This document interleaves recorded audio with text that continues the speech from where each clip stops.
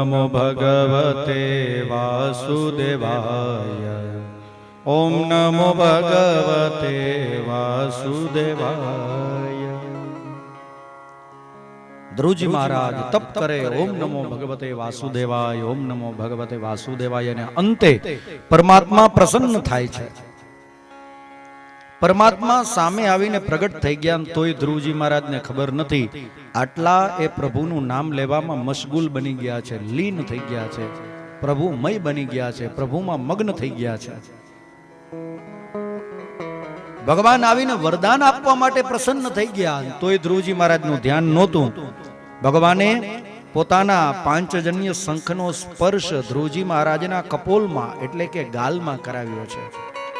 શંખનો સ્પર્શ થયો ત્યારે ધ્રુવજી મહારાજે આંખ ખોલી, અને આંખ ખોલીને સામે જુએ તો પરમાત્મા પ્રગટ થઈને ઉભા છે. પરમાત્માને સામે જોઈ ધ્રુવજી મહારાજ ભગવાનની નારાયણની સ્તુતિ કરે. યોંતઃ પ્રવિશ્ય મમ વાચમ ઇમામ પ્રસુપ્તામ સંજીવ યત્યકિલ શક્તિધરસ્વધામ્નઃ અન્યાંશ્ચ હસ્તશરણ ચરણસ્ત્વગાદિન પ્રાણાન નમો ભગવતે પુરુષાય તુભ્યમ. હે પરમાત્મા, હું આપને ઓળખી ગયો, આપ કોણ છો. નાનકડો 5-6 વર્ષનો બાળક પણ ભગવાનના શંખનો સ્પર્શ થયો અને ભગવાનના દર્શન થઈ ગયા ને ત્યાં તો બ્રહ્મ વિદ્યા પામી ગયો. કેવી સરસ વાણી બોલે છે.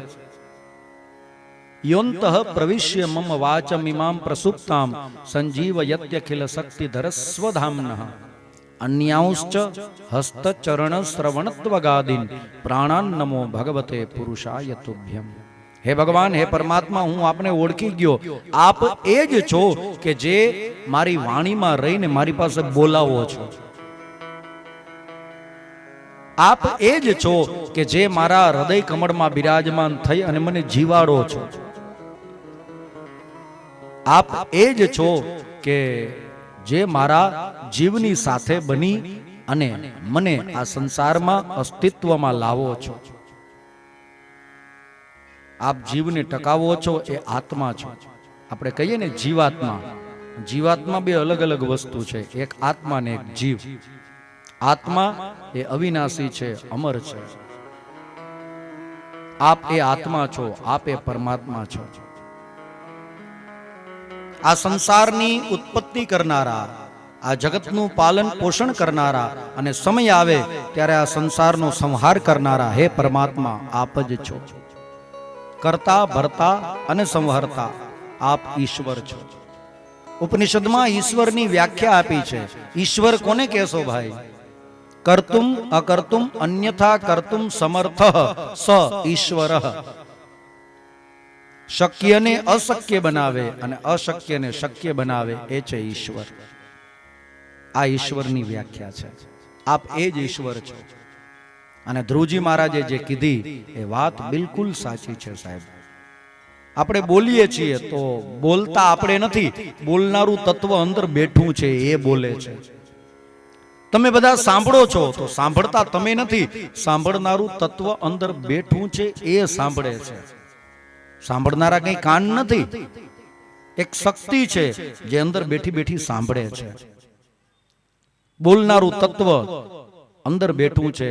ગાનારાને ક્યાં ખબર છે કે તારા ગળામાંથી કોણ ગાય? હરિવર કોઈથી જાણ્યો નવ જણાય. કોઈથી હરિવર જાણ્યો નવ જણાય. આ વ્યાસપીઠ ઉપર બેસી અને અમે બોલતા હોઈએ ને ત્યારે અમને ખાલી એટલી ખબર હોય કે અમારું ગળું બોલે છે, જીભ હલે છે, પણ બોલનારું તત્વ તો કંઈક અંદર બીજું અલગ જ બેઠું છે.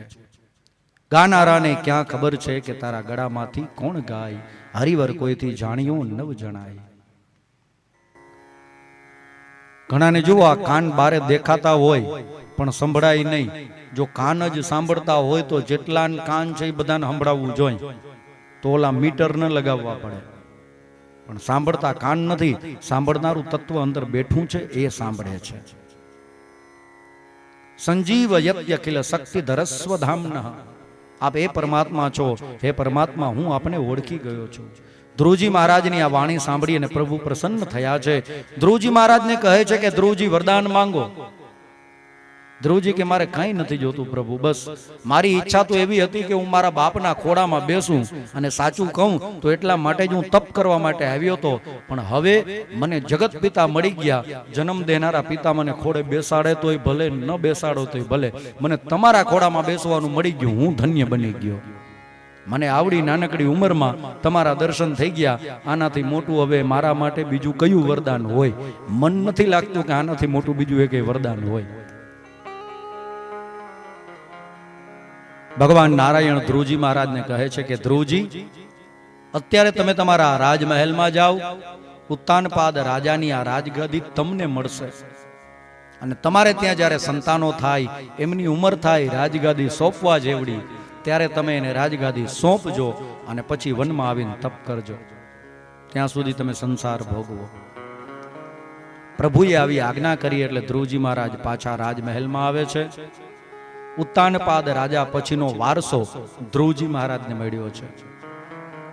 ધ્રુવજી મહારાજનો જે પુત્ર થયો એનું નામ છે અંગ.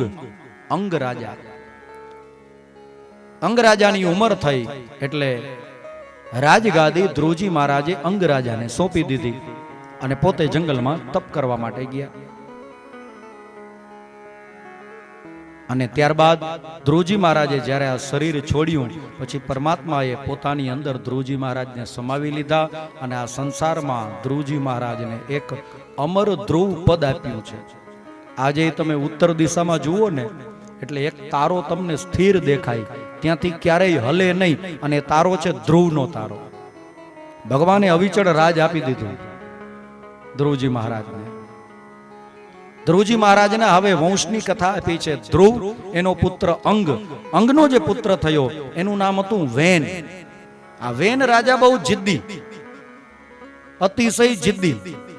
એટલે આજે જુઓ કોઈ છોકરા બહુ જિદ્દી હોય ને, એટલે વડીલો શું કે, જો તો કેવો જીદ કરે છે, લીધું વેન નથી મૂકતો કે ને. વેન શબ્દનો અર્થ જીદ નથી થતો, પણ વેન નામનો એક રાજા હતો, એ બહુ જિદ્દી હતો, એટલે જીદને આપણે વેન કહીએ છીએ. અને અંગ રાજાનો દીકરો વેન. વેન રાજાનું શરીર જ્યારે શાંત થયું, ત્યારે એમના શરીરનું મંથન કરવામાં આવ્યું, અને એમાંથી એક પુત્ર પ્રગટ્યો છે, જેનું નામ છે પૃથુ. પૃથુ મહારાજ, જેના વિવાહ અર્ચી દેવી સાથે થયા છે. ખેતી કેમ થાય, ગાયનું અને પૃથ્વીનું દોહન કેવી રીતે થાય, આ સંસારને પૃથુ મહારાજે શીખવ્યું છે. આપણે ત્યાં 7 કોન્ટિનેન્ટ્સ છે, 7 ખંડ છે. આ 7 ખંડ બનાવનારા પૃથુ મહારાજ છે. 7 ખંડ છે ને આપણે ત્યાં, આપણા આ પૃથ્વીમાં આ 7 ખંડ બનાવ્યા પૃથુ મહારાજે. આ સંસારને ખેતી કરતા શીખવાડી પૃથુ મહારાજે. ગાયનું દોહન થાય, એ દૂધમાંથી દહીં બને, દહીંમાંથી માખણ, માખણમાંથી ઘી. આ બધું ગાયનું દોહન અને પૃથ્વીનું દોહન આ સંસારને પૃથુ મહારાજે શીખવ્યું છે. અને ભગવાનની શું પૂજાઓ કરી, ભગવાનના શું યજ્ઞો કર્યા. યજ્ઞમાં દર્ભની કેટલી જરૂરિયાત પડે, ડાબડાની કેટલી જરૂર પડે યજ્ઞમાં. સમિધામાં દર્ભની જરૂર પડે. પછી યજ્ઞ કુંડ બનાવે ને ભૂદેવો, એમાં નાભી ને કંઠ ને એને જોડવા માટે જે પરિસ્તરણ બનાવવામાં આવે, એમાં દર્ભની જરૂર પડે. તર્પણમાં દર્ભની જરૂર પડે, પવિત્રીમાં દર્ભની જરૂર પડે. પૃથુ મહારાજે એટલા બધા યજ્ઞ કર્યા હતા ને, કે આ પૃથ્વીમાં દરેક જગ્યાએ જ્યાં જુઓ ત્યાં લીલોછમ દર્ભ પથરાઈ ગયો છે. આટલા યજ્ઞો કર્યા, આવી પરમાત્માની પૂજા કરી છે, અર્ચન કર્યા છે. એટલે તો અર્ચન ભક્તિના આચાર્ય પૃથુ મહારાજને ગણવામાં આવ્યા છે. નવધા ભક્તિના અલગ અલગ આચાર્ય છે, એમાં અર્ચન ભક્તિના આચાર્ય પૃથુ મહારાજ છે. આટલા યજ્ઞો કર્યા છે પરમાત્માને પ્રસન્ન કરવા માટે. પૃથુના જે વંશમાં આગળ થયા એ થયા પ્રાચીન બરહી, અને ત્યાં પ્રચેતાઓની કથા આપી છે, પુરંજન પંચાધ્યાયીની કથા આપી છે, અને ત્યાં ચતુર્થ સ્કંદને વિરામ આપ્યો છે. હવે શ્રીમદ ભાગવતમાં 5મા સ્કંદની કથા આવે છે. પંચમ સ્કંદમાં મનુ મહારાજ અને શત્રુપા રાણીના જે બીજા દીકરા હતા, આ જે વંશ હતો ને એ ઉત્તાનપાદ રાજાનો વંશ હતો. ઉત્તાનપાદ એમના ધ્રુવ, ધ્રુવના અંગ, અંગના વેન, વેનના પૃથુ, પૃથુના પ્રાચીન બરહી. આ એ વંશની કથા હતી, ઉત્તાનપાદ રાજાનો વંશ. અને હવે પ્રિયવ્રત રાજા એની કથા આપે છે. પ્રિયવ્રત એના પુત્ર થયા, એ થયા આગ્નિદ્ર. આગ્નિદ્રના જે પુત્ર થયા એ હતા નાભી રાજા, અને નાભી રાજાના જે પુત્ર થયા એ બીજું કોઈ નહીં, એ છે ઋષભદેવજી મહારાજ. ઋષભદેવજી મહારાજ ત્રણ સંપ્રદાયોમાં પૂજવામાં આવે છે. આપણો હિન્દુ સનાતન ધર્મ એમાં પણ એમનો એટલો જ આદર, વૈષ્ણવ સંપ્રદાયમાં પણ ઋષભદેવજી મહારાજનું એટલું જ માન, અને જૈન સંપ્રદાયમાં પણ ઋષભદેવજી મહારાજનું એટલું જ માન. ત્રણ સંપ્રદાય જે અલગ અલગ બન્યા એ અહીંયાથી છૂટા પડ્યા છે.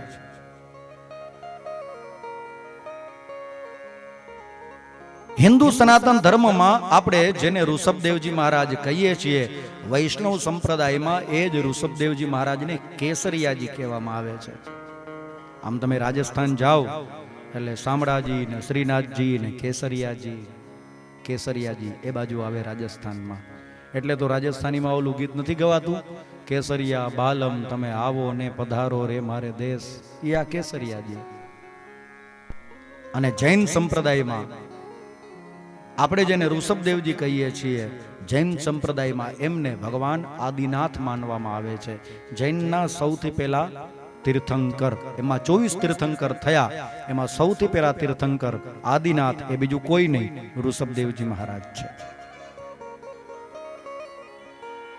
તીર્થંકરોની શરૂઆત અહીંયાથી થઈ છે, ઋષભદેવજી મહારાજથી. પણ જૈન સંપ્રદાયની ઉત્પત્તિ તો ઘણી બધી પહેલા થઈ ગઈ છે, ઘણી બધી પહેલા થઈ ગઈ હતી. અને આ જૈન સંપ્રદાયની શરૂઆત ભગવાન નારાયણે કરી છે. એની કથા બહુ સુંદર છે અને બહુ વિસ્તારથી છે અને બહુ અટપટી છે. તમે કયો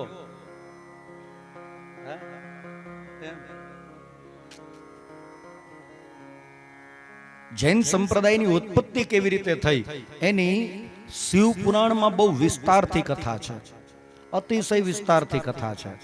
તમારે સાંભળવી છે? બહુ વિસ્તારથી છે, વાત નીકળી છે એટલે ટૂંકમાં કહી દઉં, સંક્ષિપ્તમાં કહી દઉં, બરોબર? કંઈ છૂટી નહીં જાય એ બાબતનું ધ્યાન રાખીશ. પણ બહુ વિસ્તારથી કથા સાંભળવી હોય ને તો ક્યારેક શિવ પુરાણની કથા કરશું આપણે, જે દી પરમાત્મા દયા કરશે મહાદેવજી તે દી, ત્યારે વિસ્તારથી. પણ અત્યારે સંક્ષિપ્તમાં કથા કહી દઉં કે આ જૈન સંપ્રદાયની ઉત્પત્તિ કેવી રીતે થઈ. શિવ પુરાણ એનું આધાર છે. શિવ પુરાણમાં જે લખેલું છે એ હું તમને કહું છું, મારા ઘરની એક પણ વાત નથી. હા, એ પહેલેથી ચોખવટ કરું.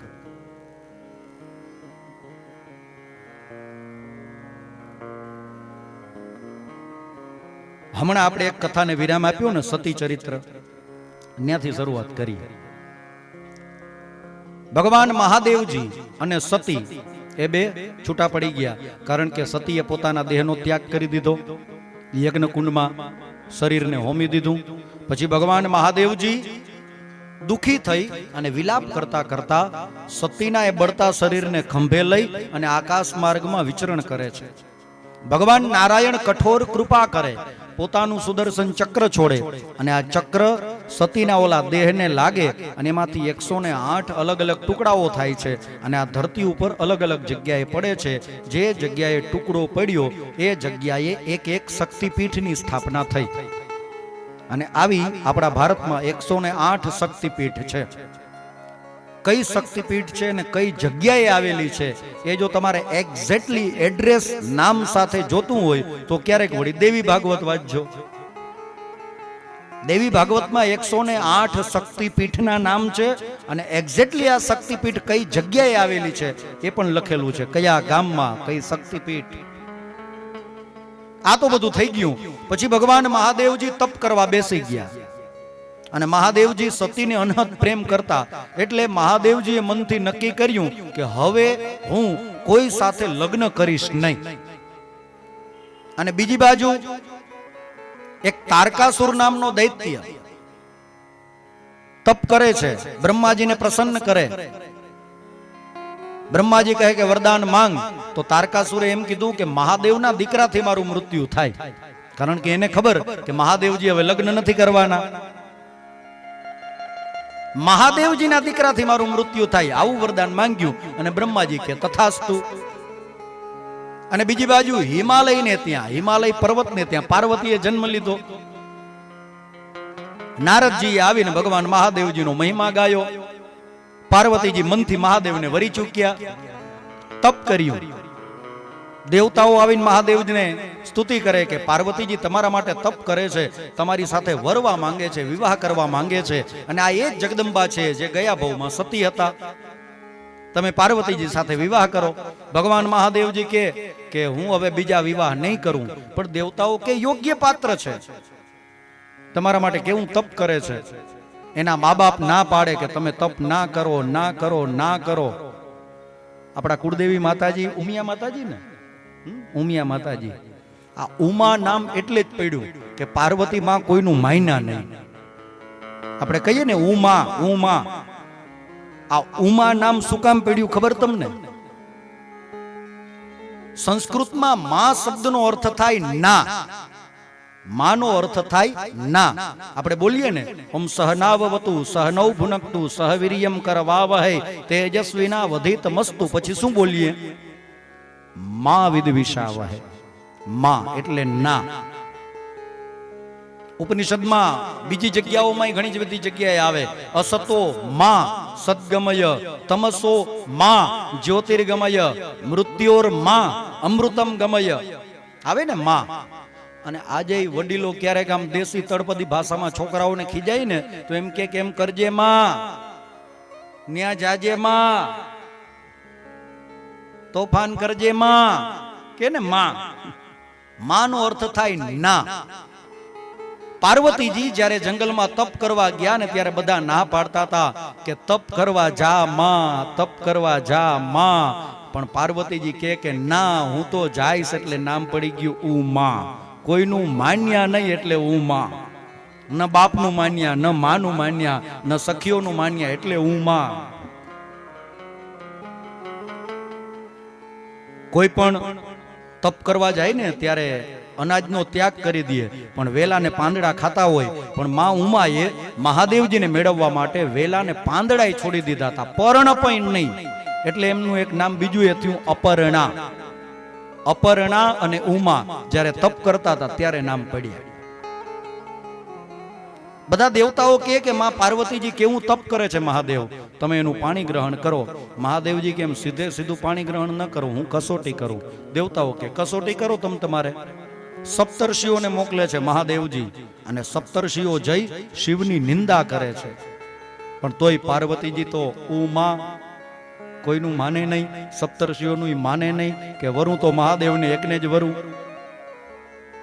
પછી મહાદેવજી પોતે એક જોગીનું રૂપ ધારણ કરીને આવે છે અને મહાદેવની નિંદા કરે છે. મહાદેવ પોતે જોગી બનીને મહાદેવની નિંદા કરે કે હું છે ઈ મહાદેવમાં કૈલાસમાં રહીએ છે, ડુંગરા ઉપર ને ખાવા પીવાના કઈ ઠેકાણા નથી, પહેરવા ઓઢવાના કઈ ઠેકાણા નથી, અમંગળ વેશ છે, આભૂષણમાં ઘરેણામાં શું તો કે કાળા નાગ ભોરિંગ, એના સિવાય બીજું કઈ નહીં.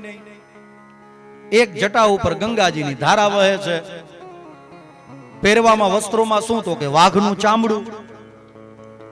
શરીરે લગાડવા માટેના પ્રસાધનોમાં શું તો કે ચિતાની ભસ્મ.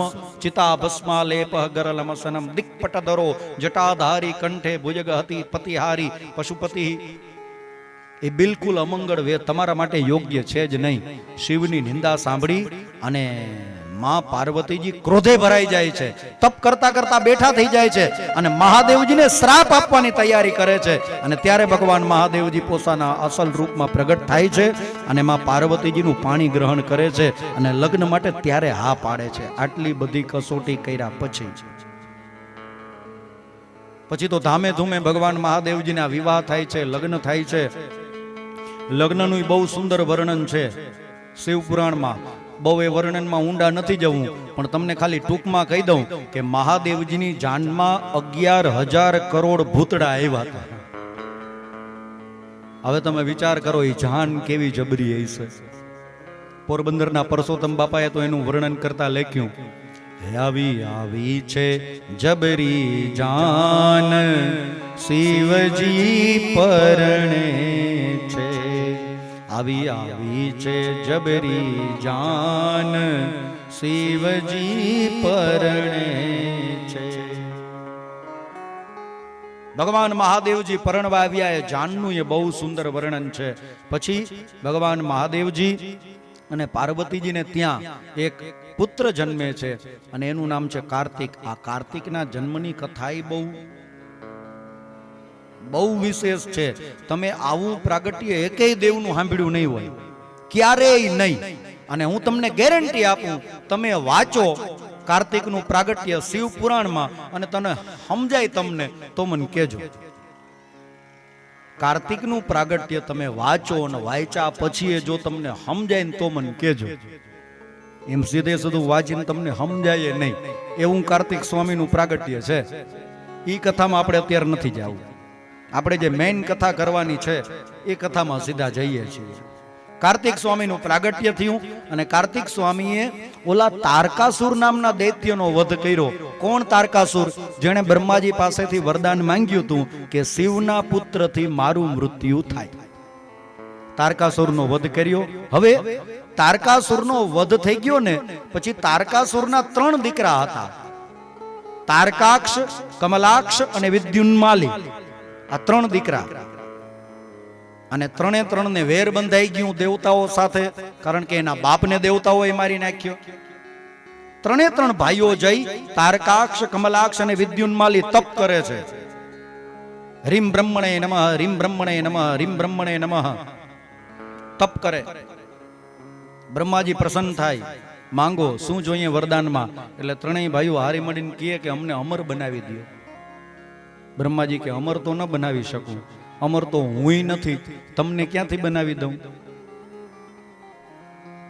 તમે કંઈક કામ કરો ને, તમારા તપથી હું તમારી ઉપર પ્રસન્ન થયો છું. તમે કંઈક એવું વરદાન માંગો કે જે અમર જેવું હોય.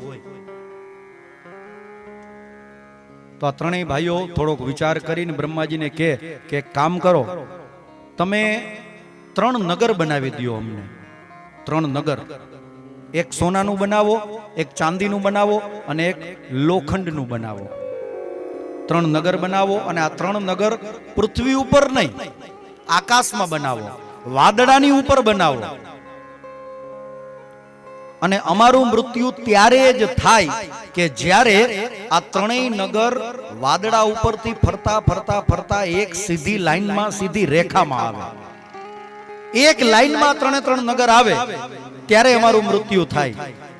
અને એ વખતે બપોરનો સમય હોય, મધ્યાહન કાળ હોય, પુષ્કર અને આવર્તક નામના મેઘની વર્ષા થતી હોય ભર બપોરે.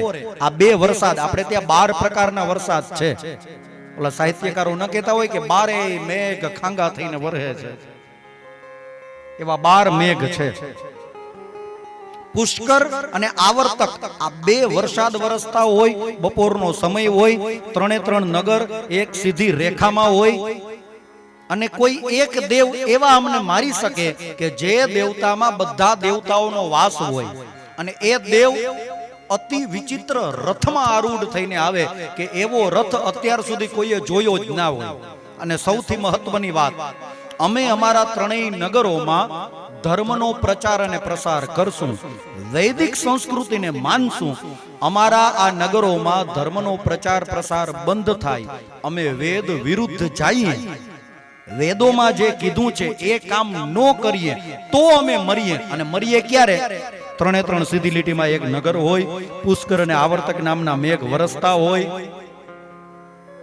બધા દેવતાઓનો વાસ જે દેવમાં હોય. ઘણા બધા વરદાન છે, બહુ લાંબા છે. બધા આયુધો જે દેવ પાસે હોય અને અતિ વિચિત્ર રથ જેમની પાસે હોય.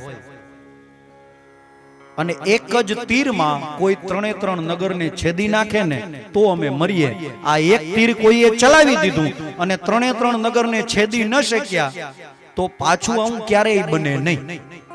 અને દર 1000 વર્ષે આવું એક વખત બને કે 3 સીધી લીટીમાં નગરો ભેગા હોય, પુષ્કર આવર્તક નામના મેઘ વરસતા હોય. 1000 વર્ષે એક ચાન્સ આવો મળશે. બ્રહ્માજી કે તથાસ્તુ. બ્રહ્માજીએ મય નામના દાનવની ઉત્પત્તિ કરી અને મય નામના દાનવને કીધું કે આ ત્રણ ભાઈઓએ જે માંગ્યું ને બધું એમને આપી દીધું. મય નામના દાનવે 3 નગર બનાવ્યા આકાશમાં, વાદળાઓની ઉપર સોનાનું, ચાંદીનું અને લોખંડનું, વજ્રનું. તારકાક્ષ, કમલાક્ષ અને વિદ્યુન્માલી 3 ભાઈઓ 3 અલગ અલગ નગરમાં રહેવા ગયા. પોતાના ભાઈઓ, કુટુંબીઓ, રાક્ષસો, દૈત્યો બધાને આ નગરમાં રહેવા માટે લઈ આવ્યા. અને આ નગરનું શું વર્ણન કરીએ. મય નામના દાનવે પોતાની માયાથી કેવા નગરને રચ્યા છે. કેટલા સરોવરો છે, કેટલા બાગ બગીચાઓ છે, હીરા, માણેક અને મોતીથી જડેલા વિમાનો છે, કેટલા બધા ક્રીડાંગણો છે. અને દરેક નગરમાં એક વૈદિક પાઠશાળા છે. અને આ 3 નગરનો એક નિયમ કે ઘરમાં નાના હોય કે મોટા હોય, યુવાન હોય, બાળક હોય કે વૃદ્ધ હોય, બધાએ ફરજિયાત પાઠશાળામાં વેદ ભણવા માટે જવાનું. અને વેદોમાં જે કીધા છે એ ધર્મ આચરવાના, એના સિવાયનો બીજો એકેય ધર્મ નહીં. અને સૌથી મહત્વની વાત, બધાએ પોતાના ઘરે શિવલિંગ રાખવાનું. અને ફરજિયાત કમ્પલસરી રોજ સવારે આ શિવલિંગની પૂજા કરવાની. કારણ કે વેદોમાં શિવલિંગની પૂજાનું બહુ મોટું મહત્વ છે. બધાએ રોજ આટલું કરવાનું. આ ધર્મ કોઈએ એક નાના બાળકે છોડવાનો નહીં. બધા કે ભલે. અને આ રીતે ધર્મનું આચરણ કરીને રાક્ષસો જીવવા લાગ્યા. બધા દેવતાઓ ઘણા બધા પ્રયત્ન કરે છે આ 3 ભાઈઓને હરાવવા માટે. આ 3 ભાઈઓનો મુખ્ય રાજા ઓલો મય નામનો દાનવ, જેને બ્રહ્માજીએ બનાવ્યો હતો. મુખ્ય મય નામનો દાનવ, એની નીચે આ 3 રાજા, તારકાક્ષ, કમલાક્ષ અને વિદ્યુન્માલી. કોઈ રીતે હારતા નથી, કોઈ એને મારી નથી શકતું. કારણ કે રોજ જેના ઘરે શિવલિંગની પૂજા થતી હોય ભાઈ, એને કોણ હરાવી શકે. 3 નગરોમાં ગેહે ગેહે, જને જને જેટલા પણ લોકો હતા, બધા વૈદિક ધર્મ, બધાને શીખા, બધા ધોતી પહેરે, બધા રુદ્રાક્ષની માળા, કપાળે ભસ્મ અને ઓમ નમઃ શિવાય, ઓમ નમઃ શિવાય, ઓમ નમઃ શિવાય નો જપ કરે બધા. હવે આને કોણ મારી શકે? બધા દેવતાઓ ત્રાહિમામ ત્રાહિમામ ત્રાહિમામ પોકારતા પોકારતા વૈકુંઠમાં ભગવાન નારાયણ પાસે ગયા. નારાયણ ભગવાનને વિનંતી કરી કે આ 3 દાનવો આમ ત્રાહિમામ પોકારી ઉઠ્યા છે. ભગવાન, આ રાક્ષસોથી અમને બચાવો. ત્રૈલોક્યમાં જ્યાં જુઓ ત્યાં હાહાકાર છે બસ. કારણ કે કોઈ મારી નથી શકતું. મરે ક્યારે? ઓલા બધા વરદાનમાં જે માંગ્યું હતું એ બધા યોગ ભેગા થાય ત્યારે. કોઈથી મરતા નથી. એટલે હાહાકાર મચાવી દીધો છે. બધા દેવતાઓ ત્રાહિમામ પોકારતા પોકારતા આવ્યા ભગવાન નારાયણ પાસે. ભગવાન નારાયણે અક્ષય પુરુષનું આવાહન કર્યું, યજ્ઞ કર્યો છે ભગવાન નારાયણે દેવતાઓની હાજરીમાં. અને એમાંથી કેટલા બધા બીજા દેવતાઓ પ્રગટાવ્યા. અને બધા દેવતાઓને ભગવાન નારાયણે કીધું કે તમે ઓલા 3 નગરમાં જાઓ. ત્રિપુર કહેવાય એને. ત્રિપુર, ત્રિ એટલે 3, પુર એટલે નગર. ત્રિપુર, ત્રિપુરમાં જાઓ અને ત્યાં જઈને ઓલા 3 રાક્ષસોને મારો. ભગવાન નારાયણે યજ્ઞમાંથી પ્રગટાવેલા બધા અક્ષય પુરુષો, દેવતાઓ ત્રિપુરમાં જાય છે. પણ જેવો ત્રિપુરમાં પગ મૂકે ને, ત્રિપુરનું તેજ એવું હતું કે આ દેવતાઓ અંદર જઈએ નહીં શક્યા. એક પગલું મૂક્યું ત્યાં તો બધા બળીને ભસ્મ થઈ ગયા. આટલો ધર્મ ત્યાં ચાલે છે. હવે ભગવાન નારાયણ મૂંઝાણા, હવે શું કરવું, હવે શું કરવું. બધા મહાદેવજી પાસે જાય છે. મહાદેવજીને કહે છે કે તમે ત્રિપુરનો વિનાશ કરો. ભગવાન મહાદેવજી કહે, હું ત્રિપુરનો વિનાશ આજે ન કરું ને કાલે ન કરું. કોઈ દિવસ મારાથી આ ન થાય. બધા દેવતાઓ કે શું કામ? તો કે રોજ મારી પૂજા કરે છે. બધાના ઘરે શિવલિંગ છે. બધા ગળામાં રુદ્રાક્ષની માળા ધારણ કરે છે. કપાળે ત્રિપુંડ ધારણ કરે છે. એને હું કેમ મારું? મારી ઉપર એને કેટલો વિશ્વાસ છે અને હું એનો વિશ્વાસઘાત કરું? હું એનો વિશ્વાસ ભાંગું? બીજા દુનિયામાં કદાચ વિશ્વાસઘાત કરી શકે, પણ મહાદેવથી વિશ્વાસઘાત ન થાય. કારણ કે મહાદેવ સ્વયં વિશ્વાસનું રૂપ છે. આપણે બોલીએ ને, ભવાની શંકરૌ વંદે શ્રદ્ધા વિશ્વાસ રૂપિણૌ. શંકર પાર્વતીમાં પાર્વતીજી છે ને એ શ્રદ્ધા છે, અને મહાદેવ છે એ વિશ્વાસ છે. શ્રદ્ધાને કદાચ કોઈ દિવસ શંકા થાય, પણ વિશ્વાસને ક્યારેય શંકા ન થાય. એ છે ભરોસો. દુનિયામાં બધાથી વિશ્વાસઘાત થાય, પણ ભગવાન મહાદેવજી કહે છે મારાથી વિશ્વાસઘાત ન થાય. તમે નારાયણ ભગવાન જે તમારે રસ્તો કાઢવો હોય એ કાઢો. હા, હું આ ત્રિપુરના દાનવોને તો જ મારું જો એ મારી પૂજા બંધ કરે અને ધર્મ વિરુદ્ધનું કૃત્ય કરે ને તો, બાકી હું ન મારું. દેવતાઓ કે ભલે કઈ વાંધો નહીં. ભગવાન નારાયણ બધા દેવતાઓને કહે છે કે હવે બધા તમે તમારા ઘેર જાઓ, આ દાનવોને કેવી રીતે મારવા એનો રસ્તો મને મળી ગયો છે. ભગવાન નારાયણ વૈકુંઠમાં આવ્યા, ધ્યાન અવસ્થામાં બેસી અને પોતાના હૃદયમાંથી પોતાના જેવું જ એક દિવ્ય રૂપ પ્રગટાવ્યું છે. આ રૂપ કેવું હતું એનું વર્ણન કર્યું છે શિવપુરાણમાં. સાંભળજો. હવે મારે જે તમને વાત કરવાની છે હવે આવે છે. ભગવાન નારાયણે પોતાના અંગમાંથી પોતાના જેવું જ એક રૂપ પ્રગટાવ્યું, જેણે સફેદ રંગના વસ્ત્ર પહેર્યા હતા, માથે મુંડન હતું, હાથ જેવડું એક સફેદ કપડું મોઢે બાંધેલું હતું, એક હાથમાં નાની સાવરણી હતી અને બીજા હાથમાં નાનું કમંડલ ગુંફી હતી, અને પગમાં ચાખડી પહેરેલી હતી. અને એ ચાલે ને ત્યારે પગની નીચે કોઈ નાના મોટા જીવજંતુ આવી ન જાય એનું એ ધ્યાન રાખી રાખીને હાલે, એકદમ અહિંસક. આવું રૂપ ભગવાને પ્રગટાવ્યું પોતાની અંદરથી. અને ઓલું જેવું રૂપ પ્રગટ્યું એટલે ઓલા રૂપે, ઓલા સાધુએ, ઓલા મુનિએ બે હાથ જોડીને ભગવાન વિષ્ણુની સ્તુતિ કરી. અને એ સાધુએ, એ મુનિએ ભગવાન વિષ્ણુને હે અરિહંત ભગવાન, હું તમારા શરણે છું, આવી સ્તુતિ કરી. અરિહંત કીધા છે ભગવાન વિષ્ણુને.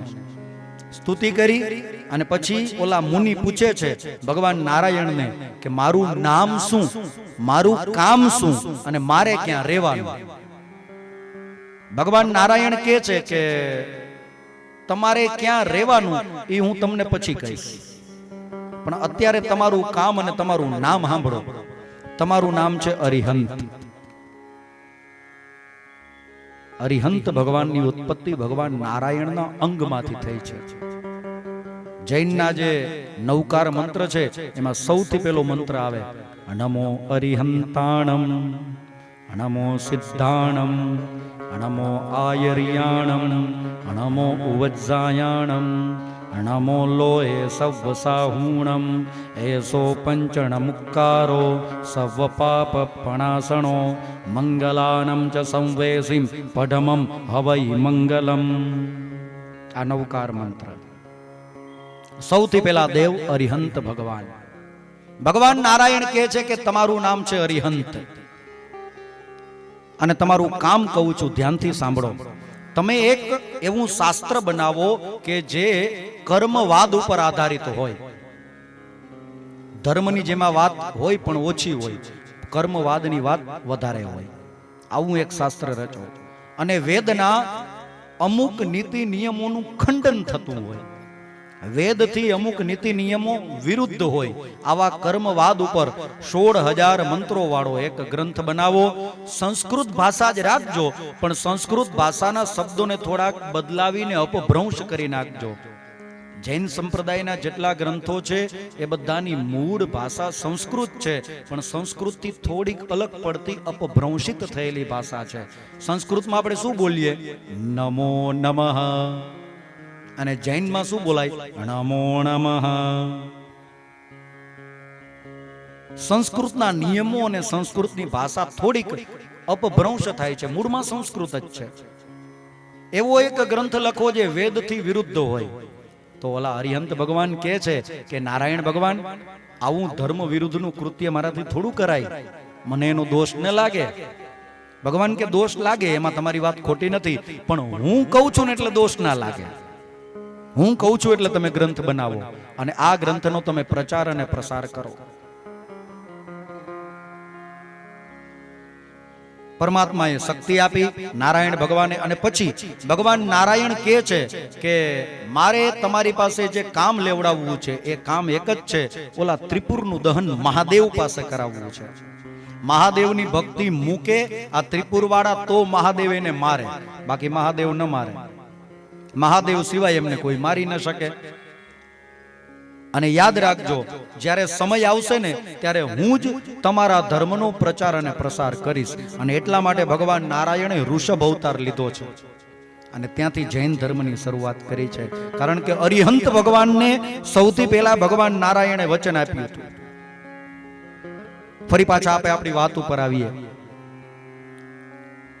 ઓલા અરિહંત ભગવાને ગ્રંથ બનાવ્યો અને પોતાના જેવા બીજા 4 શિષ્યો બનાવ્યા પોતાની અંદરથી. હવે 5 જણા થયા. બધાના રૂપ એક સરખા જ દેખાય. સફેદ કપડા પહેરેલા, હાથ જેવડું સફેદ કપડું, મોઢાની આડું ઢાકેલું, માથે મુંડન, હાથમાં નાનકડી સાવણી અને ગુંફી. આપણે બધા જૈન સાધુઓને જે રીતે જોયા હોય એ અરિહંત ભગવાનનું રૂપ આવું.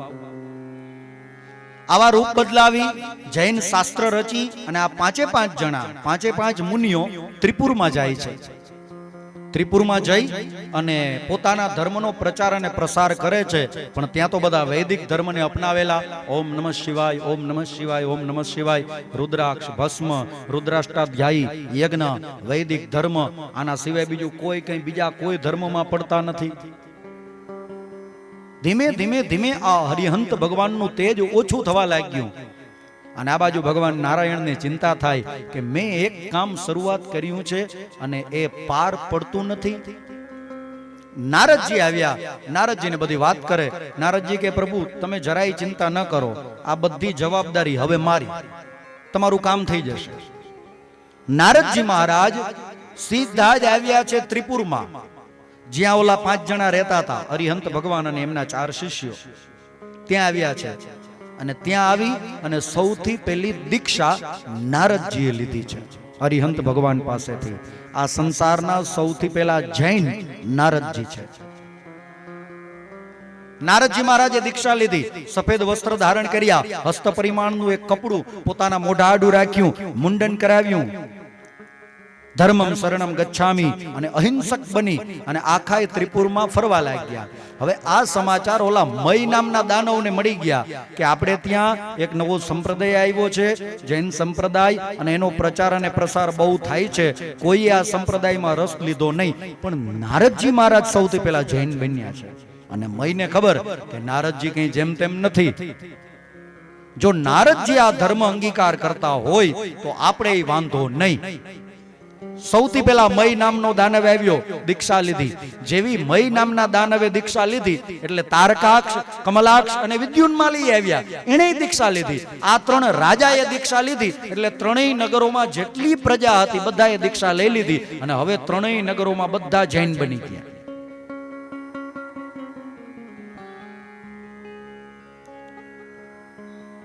એક વખત અરિહંત ભગવાનને ઉચ્ચ આસન આપી અને બિરાજમાન કરાવ્યા. અને 3 નગરના નગરજનો કથા સાંભળવા માટે બેઠા છે.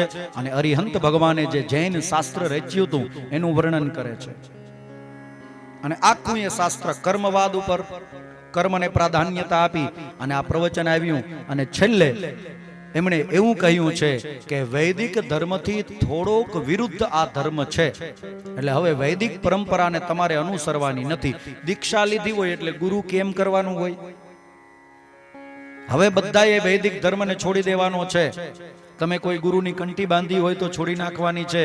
તમે કોઈ માળાઓ ધારણ કરેલી હોય તો છોડી નાખવાની છે. તમે કોઈ પથ્થરની પૂજા કરતા હોવ તો એ પણ છોડી દેવાની છે. અને બધાના ઘરમાં શિવલિંગ હતા, બધાએ પોતાના ઘરમાંથી શિવલિંગ હટાવીને દરિયામાં પધરાવી દીધા. રુદ્રાક્ષની માળાઓ કાઢીને દરિયામાં પધરાવી દીધી.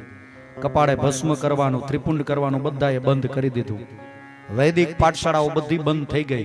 અને હવે 3 નગરોમાં વૈદિક ધર્મથી વિરુદ્ધનો ધર્મ થવા લાગ્યો. અને હવે ભગવાન નારાયણ મહાદેવજી પાસે ગયા, લ્યો તમે કહેતા હતા ને વૈદિક ધર્મનું આચરણ કરશે ત્યાં સુધી મારીશ નહીં. આ વેદથી વિરુદ્ધ વયા ગયા. જ્યાં સુધી શિવલિંગની પૂજા કરશે ત્યાં સુધી મારશો નહીં. આ શિવલિંગની પૂજા એ બંધ થઈ ગઈ. હવે થાવ તૈયાર. મહાદેવજી કે જે દેવતાઓ પાસે જેટલા જેટલા આયુધો હોય બધા આયુધો મારા ચરણમાં મૂકો અને મારા માટે એક અતિ વિચિત્ર રથ તૈયાર કરો. અને આ એક એવો રથ બન્યો છે કે જેવો રથ દુનિયામાં આજ દિવસ સુધી કોઈએ જોયો નથી. 1000 વર્ષ પૂરા થયા છે. તારકાક્ષ, કમલાક્ષ અને વિદ્યુન્માલીને 3 નગર બનીને મળ્યા. એના 1000 વર્ષ પૂરા થયા અને 3 નગર એક સીધી લીટીમાં આવ્યા. એક સીધી લીટીમાં 3 નગરો. ચોમાસાનો સમય, બપોરનું ટાણું અને પુષ્કર અને આવર્તક નામના 2 વરસાદ વરસે છે. આ બાજુ મહાદેવજી માટે રથ તૈયાર થાય છે. આ રથના 2 પૈડા, એકમાં 12 આરા છે અને એકમાં 16 આરા છે. એક પૈડું એ સૂર્ય હતા અને એક પૈડું એ ચંદ્ર હતા. 12 આરા જેમાં હતા એ દ્વાદશ આદિત્ય હતા અને 16 આરા જેમાં હતા એ ચંદ્રની 16 કળા. સપ્ત પાતાળ એ રથનું તળિયું બને છે. સપ્તલોક એ રથની છત્ર છાયા બને છે. 6 શાસ્ત્ર રથના ઘોડા બને છે. વાસુકી નાગ એ રથની લગામ બને છે અને રથના સારથી સ્વયં બ્રહ્માજી બને છે. રથનું વર્ણન તો અતિ વિચિત્ર છે. બધું વર્ણન તો અત્યારે થઈ ન શકે. 4 પન્નામાં વર્ણન છે શિવપુરાણમાં આ રથ કેવો હતો એ. સપ્ત પર્વત આ રથના પગથિયા બને છે. બ્રહ્માજી આ રથના સારથી બને છે અને આ રથ ઉપર આરૂઢ ભગવાન મહાદેવજી બને છે. અને ભગવાન મહાદેવજીના હાથમાં તીર છે, બાણ છે, ધનુષ્ય છે. આ ધનુષ્ય કેનું? મંદરાચલ પર્વત ધનુષ્ય બને છે. શેષ નાગ એની પણછ દોરી બને છે અને ભગવાન વિષ્ણુ એનું તીર બને છે. અને એ તીરમાં આગળ જે એક નોક હોય ને, ભલકું, આ અગ્નિદેવ બને છે.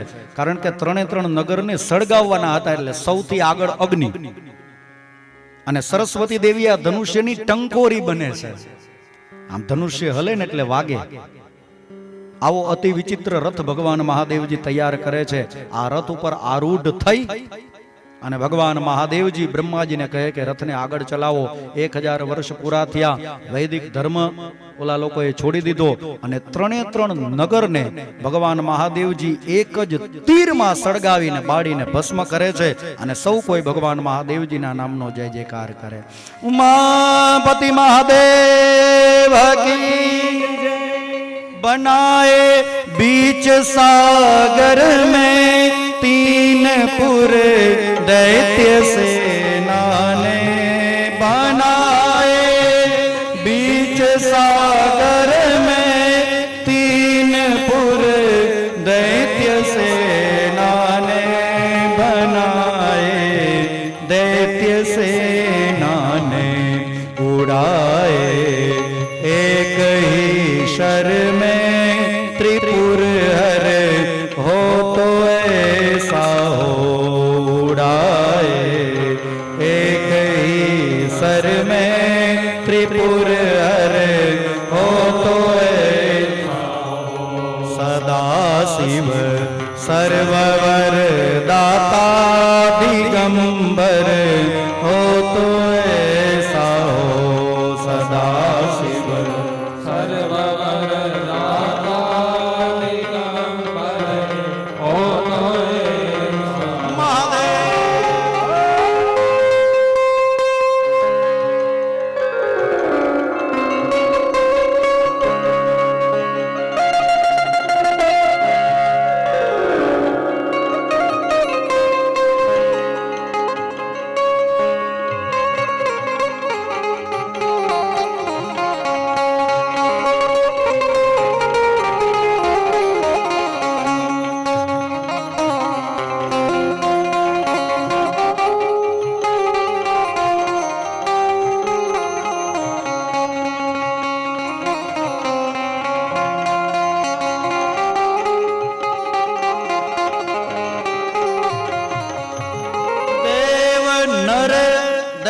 गण सारे जपे नित नाम शंकर का देव नर दैत्य जन सारे जपे नित नाम शंकर का, जपे नित नाम शंकर का। वो ब्रह्मा नंद दुनिया में उजागर हो तो ऐसा हो।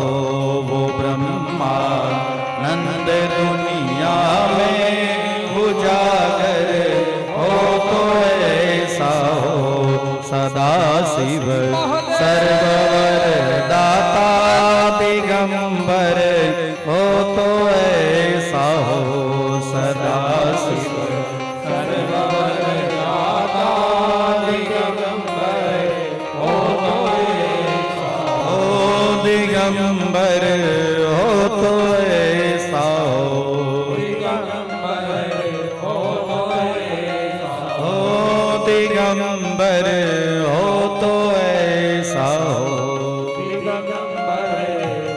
तो ऐसा हो। सदा शिव सर्ववर दाता दिगंबर हो तो ऐसा हो। ભગવાન મહાદેવજીએ એક જ તીરમાં 3 નગરને બાળીને ભસ્મ કર્યા. પણ કહેવાનો મતલબ કે ઓલા 3 નગરોમાં જે વૈદિક ધર્મથી દૂર કર્યા એ હતા હા અરિહંત ભગવાન. અને એ વખતે ભગવાન નારાયણે અરિહંત ભગવાનને કીધું હતું કે તમે એવું ન માનશો કે વેદ વિરુદ્ધનો ધર્મ તમે આચરણ કરવાનું કયો છો તો તમે આ વૈદિક ધર્મથી વિમુખ છો. નહીં, તમે ને હું એક છીએ. આપણા બેમાં કોઈ ભેદ નથી. અને ભેદ નથી એટલા માટે હું જ અવતાર ધારણ કરી અને તમારા ધર્મનો પ્રચાર અને પ્રસાર કરીશ. અને એટલા માટે ભગવાન નારાયણે ઋષભ અવતાર લીધો છે. ભગવાનના 24 અવતારમાંનો એક અવતાર એ આ ઋષભદેવજી મહારાજ છે. 3 સંપ્રદાયમાં એમની પૂજા થાય. હિન્દુ સનાતન ધર્મમાં ઋષભદેવજી મહારાજ, વૈષ્ણવ સંપ્રદાયમાં કેસરિયાજી અને જૈન સંપ્રદાયમાં ભગવાન આદિનાથ પહેલા તીર્થંકર. ઋષભદેવજી મહારાજની સુંદર કથા આપી છે. આ ઋષભદેવજી મહારાજના વંશમાં જે થયા એ આગળ હતા ભરતલાલજી મહારાજ. ભરતલાલજી મહારાજની અહીંયા સુંદર કથા આપી છે. જીવનભર ભરતલાલજી મહારાજે ભગવાનનું નામ લીધું, પ્રભુ ભક્તિ કરી, ઘરથી દૂર જંગલમાં વનમાં જઈને નિવાસ કરે છે. અને પ્રભુ ભજન સિવાય બીજી કોઈ વાત નહીં, દુનિયાની સાથે કોઈ લેવા દેવા નથી. કબીરદાસજી મહારાજ કહેતા ને, કબીર તેરી ઝોપડી ગલકટિયન કે પાસ, જો કરેગા સો ભરેગા તુમ ક્યું હો તો ઉદાસ. જે કરશે ભોગવશે, આવો ભાવ રાખી અને ભરતલાલજી મહારાજ ગામથી દૂર અલગ જંગલમાં રહી અને નિવાસ કરે છે.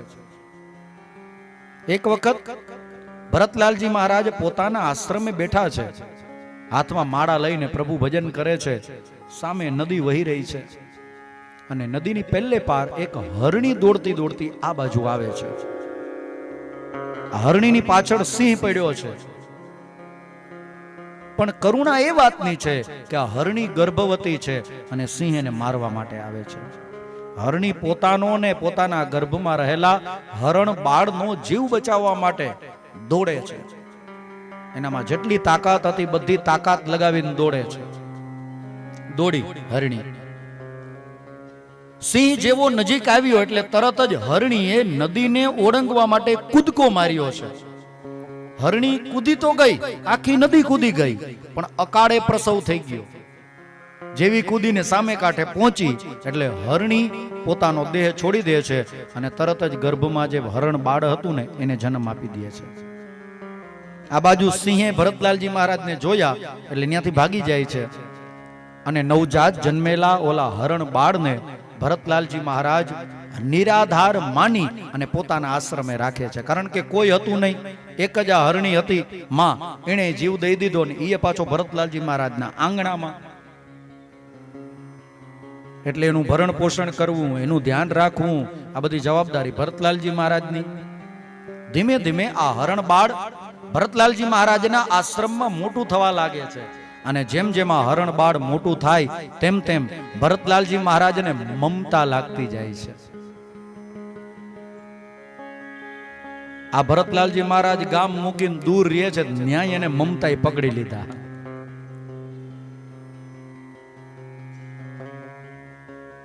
માણસ ઘરથી દૂર જઈ શકે પણ ઘરના વિચારોથી દૂર ન જઈ શકે. ભરતલાલજી મહારાજ એમાં મમતામાં બંધાઈ જાય છે. હરણ બાળ એને બહુ વાલું લાગે છે, બહુ પ્રેમ કરે છે ભરતલાલજી મહારાજ. ધીમે ધીમે ધીમે સમય વીતતો ગયો. ભરતલાલજી મહારાજનો અંત સમય આવ્યો અને અંત સમયે ભરતલાલજી મહારાજે આખી જિંદગી ભગવાનનું નામ લીધું હતું, પણ અંત ઘડીએ ભરતલાલજી મહારાજનો જીવ ઓલા નાનકડા હરણ બાળમાં રહી જાય છે. અને ગીતામાં ભગવાને કીધું, અંતકાલે ચ મામેવ યસ્મરંતિ કલેવરમ. ભગવાનનો નિયમ છે કે અંત ઘડીએ જેની જેવી મનસ્થિતિ હશે ને ભગવાન એને એવી ગતિ આપે છે. અંત ઘડીએ આપણા જેવા વિચારો હોય ભગવાન આપણને એવી ગતિ આપે. ભરતલાલજી મહારાજનો જીવ છેલ્લે હરણ બાળમાં રહી ગયો હતો, એટલે બીજો જન્મ ભરતલાલજી મહારાજનો હરણ યોનીમાં થયો છે. પછી હરણ બન્યા.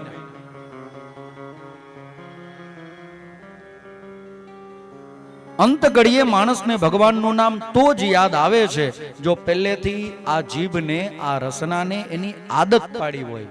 બાકી અંત ઘડીએ આપણે તો હજી આપણી અંત ઘડી જોઈ નથી, પણ આ ગ્રંથોમાં, શાસ્ત્રોમાં જે લખ્યું છે એ તમને કહું છું કે માણસને અંત ઘડીએ બધું યાદ આવે છે, પણ ભગવાનનું નામ લીધું ન હોય ને તો ભગવાનનું નામ યાદ નથી આવતું. હા, લીધું હોય, પહેલેથી આદત પાડી હોય તો યાદ આવે. અને જ્યાં સુધી અંત ઘડીએ જીવ ભગવાનનું નામ ન લે ત્યાં સુધી એ જીવનો ઉદ્ધાર ન થાય. ભરતલાલજી મહારાજે આખી જિંદગી તપ કર્યું, પણ અંત ઘડીએ ભગવાનનું નામ લેવાનું ભૂલી ગયા, એટલે પાછો જન્મ લેવો પડ્યો, અને એ હરણ યોનીમાં. અંત ઘડીએ જો ભગવાનનું નામ ન લઈએ તો ઉદ્ધાર ન થાય. શ્રાદ્ધ ગ્રંથો તમે ક્યારેક વાંચો ને, શ્રાદ્ધ કૌમુદી ને, શ્રાદ્ધ રત્નમ ને, અંત્યેષ્ટિ કર્મ પૂજા પ્રકાશ ને, આમાં 64 પ્રકારની દુર્ગતિ આપી છે. 64 રીતે માણસની દુર્ગતિ થાય, 64 પ્રકારે. એમાં અંતકાલે હરિસ્મરણ વર્જિત, આ 64 માંથી એક પ્રકાર છે કે અંત ઘડીએ જો માણસે ભગવાનનું નામ ન લીધું હોય તો એની દુર્ગતિ થાય છે. એક બાપા મરણ પથારીએ પડ્યા હતા અને છોકરાઓ બધા ઉપાધિ કરે કે આ બાપાએ આખી જિંદગી ભગવાનનું નામ નથી લીધું, આ અંત ઘડી છે, છેલ્લી ઘડીએ ભગવાનનું નામ લઈ લે તો સારું. બધા માથે ઉભા રહીને કહે છે કે બાપા બોલો રામ. બાપા રામ બોલતા નથી, કારણ કે આદત હોય તો બોલે ને. બાપા રામ નથી બોલતા. એમાં નાનો દીકરો બહુ હોશિયાર કે આપણા જમાઈને લઈ આવીએ. જમાઈને આમાં ઉભા રાખ્યા. જમાઈનું નામ હતું ઘનશ્યામ. ઘનશ્યામ કુમારને આમાં રાખ્યા અને પછી પૂછ્યું કે બાપા આ કોણ છે? બાપા આમ કરીને કે લે આ તો આપણી પફલીનો ઘરવાળો. પફલીનો ઘરવાળો બોલ્યા પણ ઘનશ્યામ ન બોલ્યા, ભગવાનનું નામ ન બોલ્યા.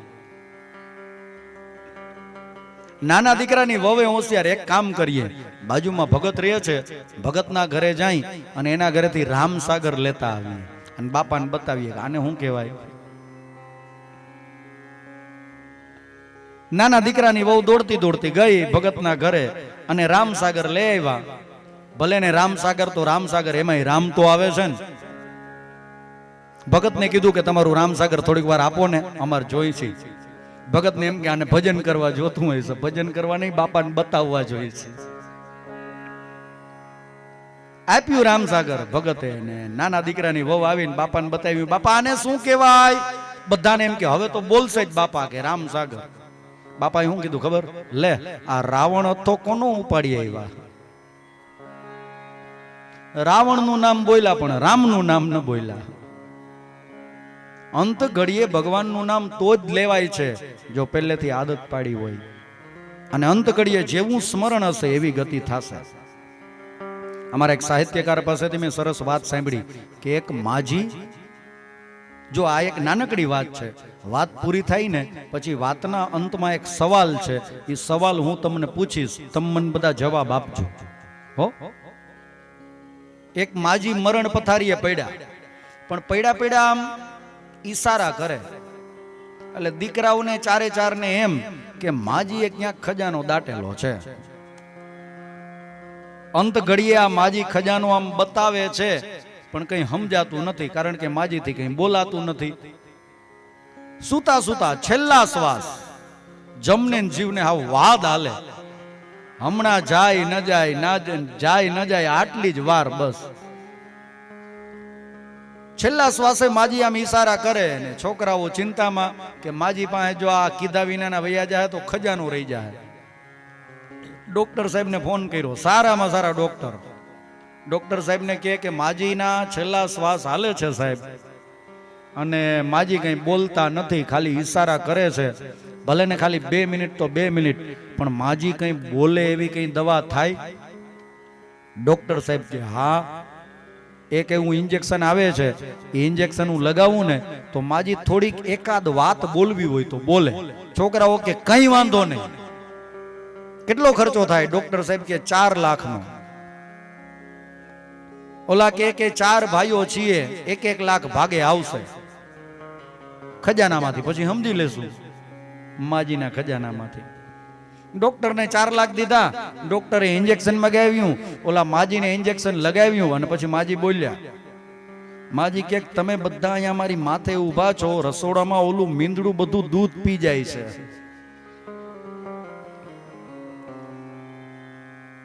આ મીંદડું 4 લાખમાં પડ્યું. હવે તમે જવાબ આપો, આ માજીનો બીજો અવતાર કયો થયો હશે?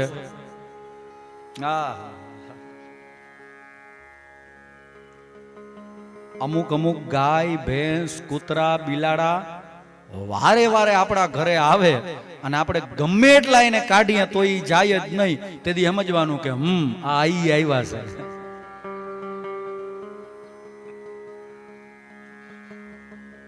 ભરતલાલજી મહારાજનો જીવ અંત ઘડીએ હરણ બાળમાં રહી ગયો, એટલે બીજો જન્મ હરણનો થયો.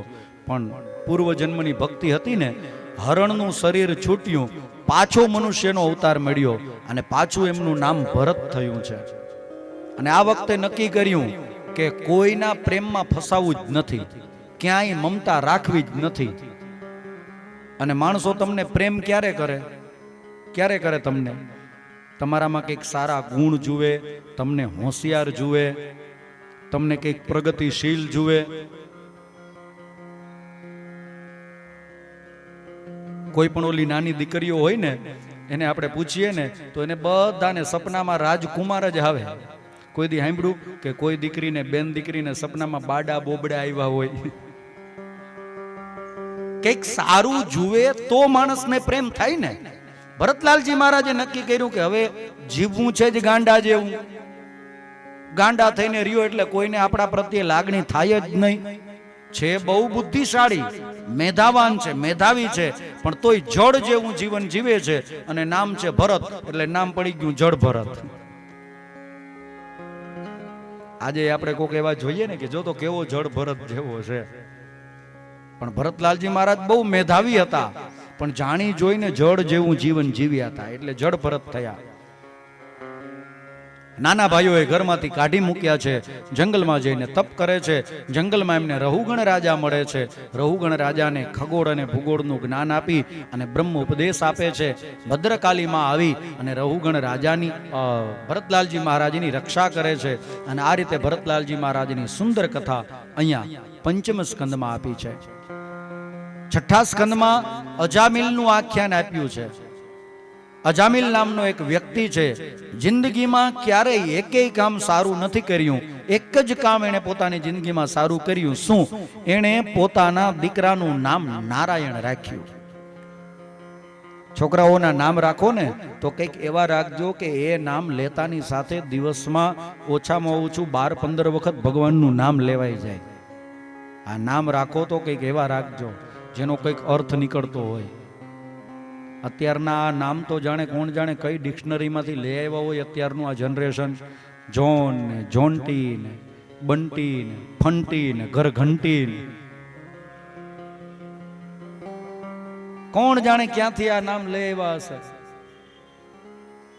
મારી મુંબઈમાં કથા હતી અને કથા પૂરી થાય એટલે બધા શ્રોતાજનો જે કથા સાંભળવા આવ્યા હોય એ બધા પોથીજીના દર્શન કરવા માટે આવતા હતા, વ્યાસપીઠની વંદના કરવા માટે આવતા હતા.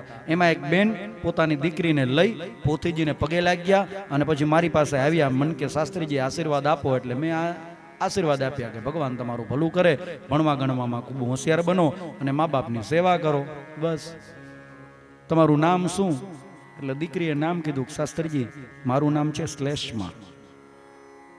એટલે મેં સીધું ઓલા બેનની સામે જોયું કે બેન તમે આ નામ રાખ્યું ત્યારે કોઈને પૂછ્યું તું કે આનો અર્થ શું થાય? બેન કે ના.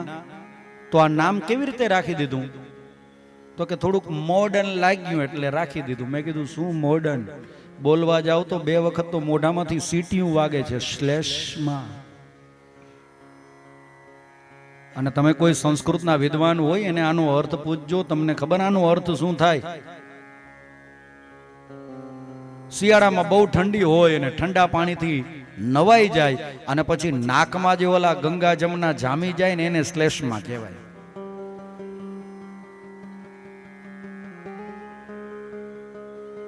નામ રાખો તો કંઈક સમજી વિચારીને રાખજો, કોકને પૂછજો.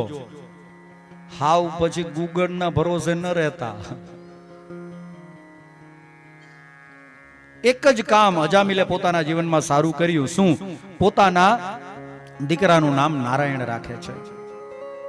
અજામિલની અંત ઘડી આવી અને યમના દૂતો અજામિલનો જીવ લેવા માટે આવ્યા છે. અજામિલના ઘરે કોઈ નથી. પથારી ઉપર અજામિલ સૂતો છે અને બાજુમાં પારણિયું છે અને આ પારણિયામાં 7-8 મહિનાનો એનો દીકરો નારાયણ સૂતો છે. અને યમના દૂતોને એમના ભયંકર રૂપને જોઈ અને અજામિલ ડરી જાય છે. ઘરના જેટલા સભ્યો હતા બધાના નામ લઈ લઈને બોલાવે છે પણ ઘરે કોઈ હાજર નથી. અને પછી જોયું કે ઘરે કોઈ હાજર નથી. એક મારો દીકરો નારાયણ એ પારણિયામાં સૂતો છે. હવે 7-8 મહિનાનો દીકરો અજામિલની શું મદદ કરી શકે? પણ તોય આપણામાં કહેવત છે ને, ડૂબતો નર તણખલું તાણે. કોક ડૂબતું હોય ને ત્યારે એને ઘાસ હાથમાં આવે ને તો ઘાસે પકડી લે કે કદાચ આનાથી હું બચી જાઉં તો બચી જાઉં. ડૂબતો નર તણખલું તાણે ઈ પકડે. કોઈ દેખાણું નહીં એટલે તરત જ પારણિયામાં સૂતેલા પોતાના નાનકડા દીકરાને બોલાવે છે કે નારાયણ બચાવ, નારાયણ બચાવ, નારાયણ બચાવ. આવું થોડીક વાર જ્યાં બોલ્યો ને ત્યાં તો યમના દૂતો ત્યાંથી હટી ગયા છે અને 14 ભુવનના નાથ નારાયણ એની સામે પ્રગટ થઈ ગયા છે.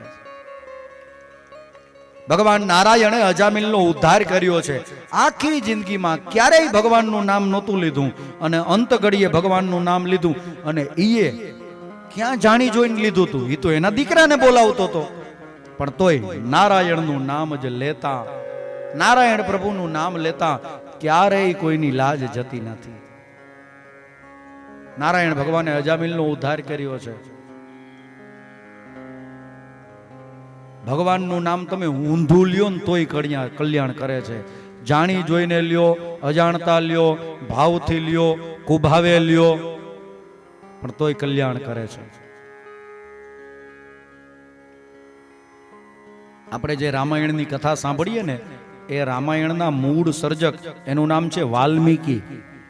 અને પેલા એ લૂંટારા હતા. એક વખત કઈક આપત્તિ આવી ગઈ, સંકટ આવ્યું અને બોલવા લાગે છે મરા મરા મરા મરા મરા મરા મરામ રામ. આ મરા મરાનું રામ થઈ ગયું અને વાલ્મીકીમાંથી વાલિયો લૂંટારો, વાલિયા લૂંટારામાંથી વાલ્મીકી બની ગયા છે. અંત ઘડીએ નારાયણનું નામ લીધું અને અજામિલનો ઉદ્ધાર થયો છે. દેવ હોય કે દાનવ હોય કે માનવ હોય, સ્ત્રી હોય કે પુરુષ હોય, કોઈ પણ હોય, પણ અંત ઘડીએ ભગવાનનું નામ લે કે ભગવાનના દર્શન કરે તો એનો ઉદ્ધાર થાય છે, થાય છે ને થાય છે.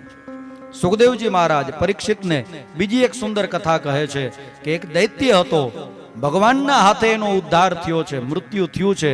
ભલે રાક્ષસ હતો પણ તોય ભગવાને કૃપા કરી છે. ભગવાનનું જે નામ લે એનો ભગવાન ઉદ્ધાર કરે છે. પછી દેવ હોય તોય ભલે, દાનવ હોય તોય ભલે.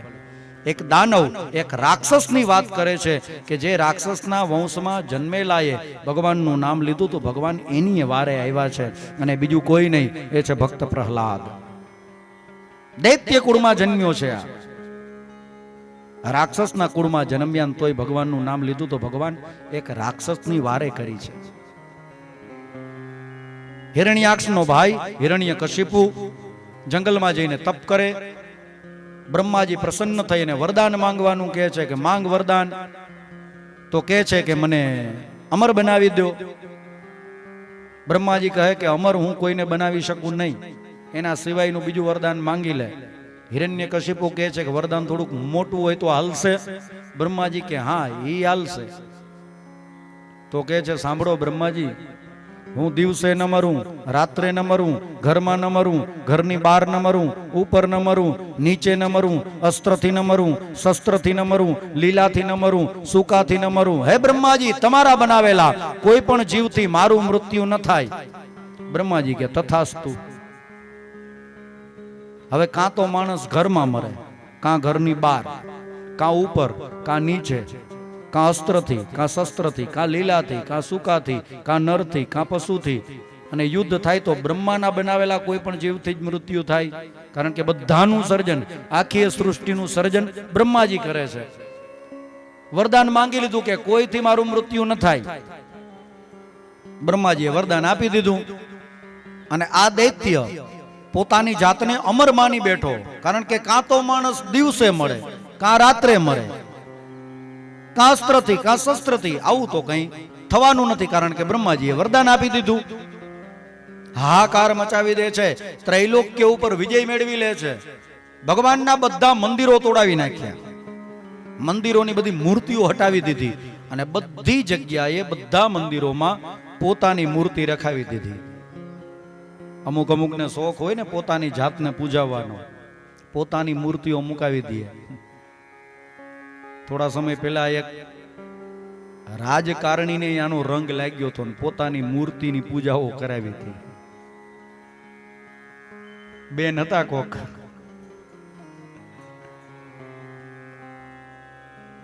પોતાની મૂર્તિઓની પૂજા માંડ્યા છે કરાવવા. હિરણ્યકશિપુ. આ હિરણ્યકશિપુને 4 દીકરા, એમાં સૌથી નાના એનું નામ છે પ્રહલાદ. એક વખત સભા ભરાણી હતી, 4 દીકરાઓ હાજર હતા, અને હિરણ્યકશિપુએ પોતાના નાના દીકરાને કીધું, દીકરા આજે તું કંઈક બોલ, 2 શબ્દ બોલ. અને ભરી સભામાં પ્રહલાદજી મહારાજ ઉભા થયા છે. આખી દુનિયા ભગવાન હિરણ્યકશિપુને માને છે, કારણ કે એનો અત્યાચાર છે. કોઈ ના પાડે ને તો હિરણ્યકશિપુ એને મારી નાખે. અને પ્રહલાદજીને કીધું કે દીકરા તું કંઈક 2 શબ્દ બોલ. અને ભરી સભામાં બધા સાંભળે એમ પ્રહલાદજી મહારાજ ઉચ્ચ સ્વરે પ્રેમપૂર્વક કહે છે, હે સાચું નારાયણનું નામ જૂઠી દુનિયા છે તમામ. સાચું નારાયણનું સાચું નારાયણનું નામ જૂઠી દુનિયા છે તમામ.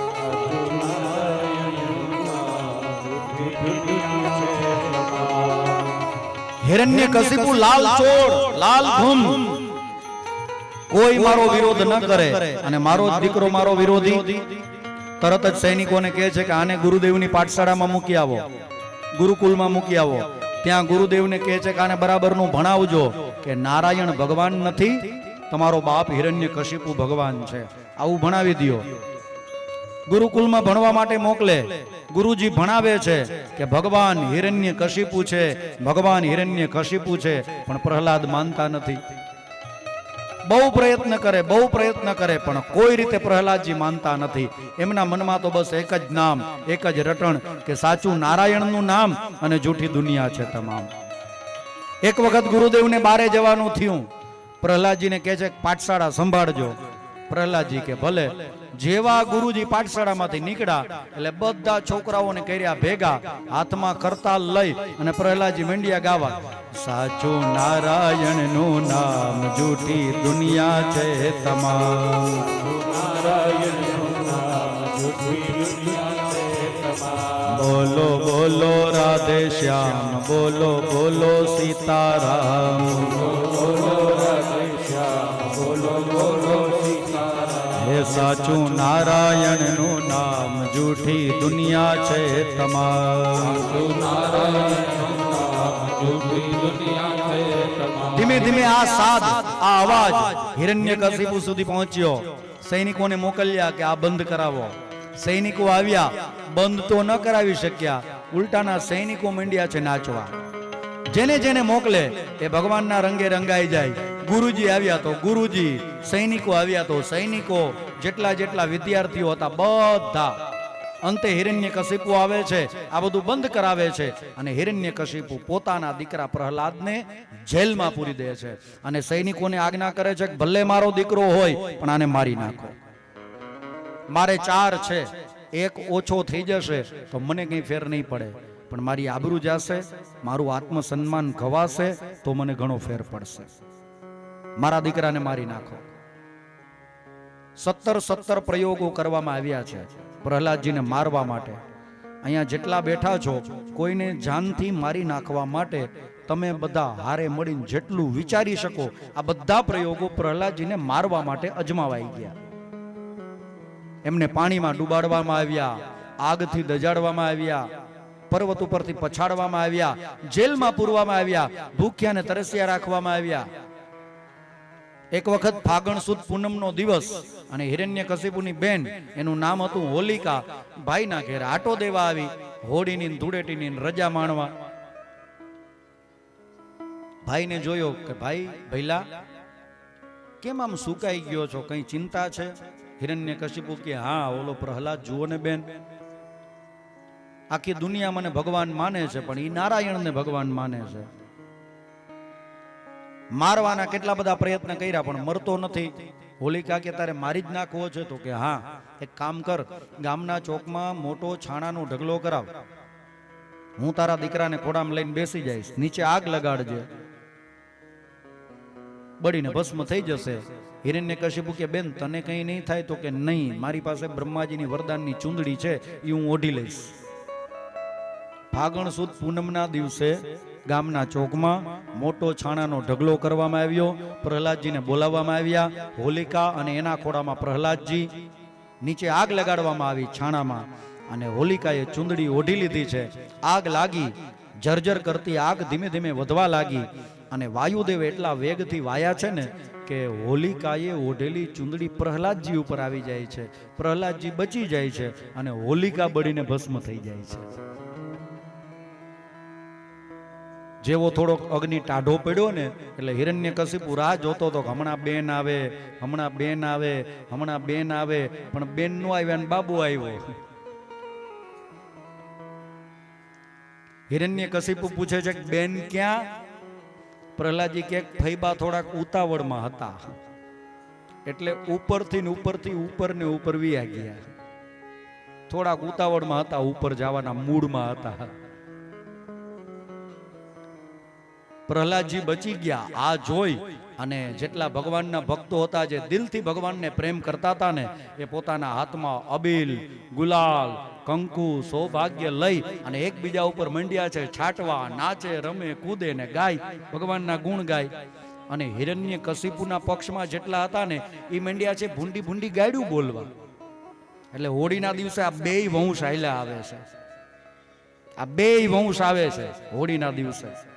જેટલા ભગવાનના ભક્તો હોય ને એ અબીલ, ગુલાલ, સૌભાગ્ય, હળદર, હરિદ્રા આ બધું લઈ અને એકબીજા ઉપર છાટે, રમે, આમ ભગવાનના રંગે રંગાઈ જાય અને ભગવાનના નામ લઈને નાચતા જાય. અને અમુક અમુક બેઠા બેઠા ભૂંડી ભૂંડી ગાયડું બોલતા હોય ને. અહીંયા સિટીમાં તો હવે પણ ગામડાઓમાં આવું પેલા બહુ થતું. એટલે આ જેટલા અબીલ ગુલાલ લઈને રમે છે એ બધા ભક્ત પ્રહલાદના પક્ષમાં, અને જેટલા ઓલું બોલે છે બધા ન બોલવાનું એ બધા હિરણ્યકશિપુ માયલા.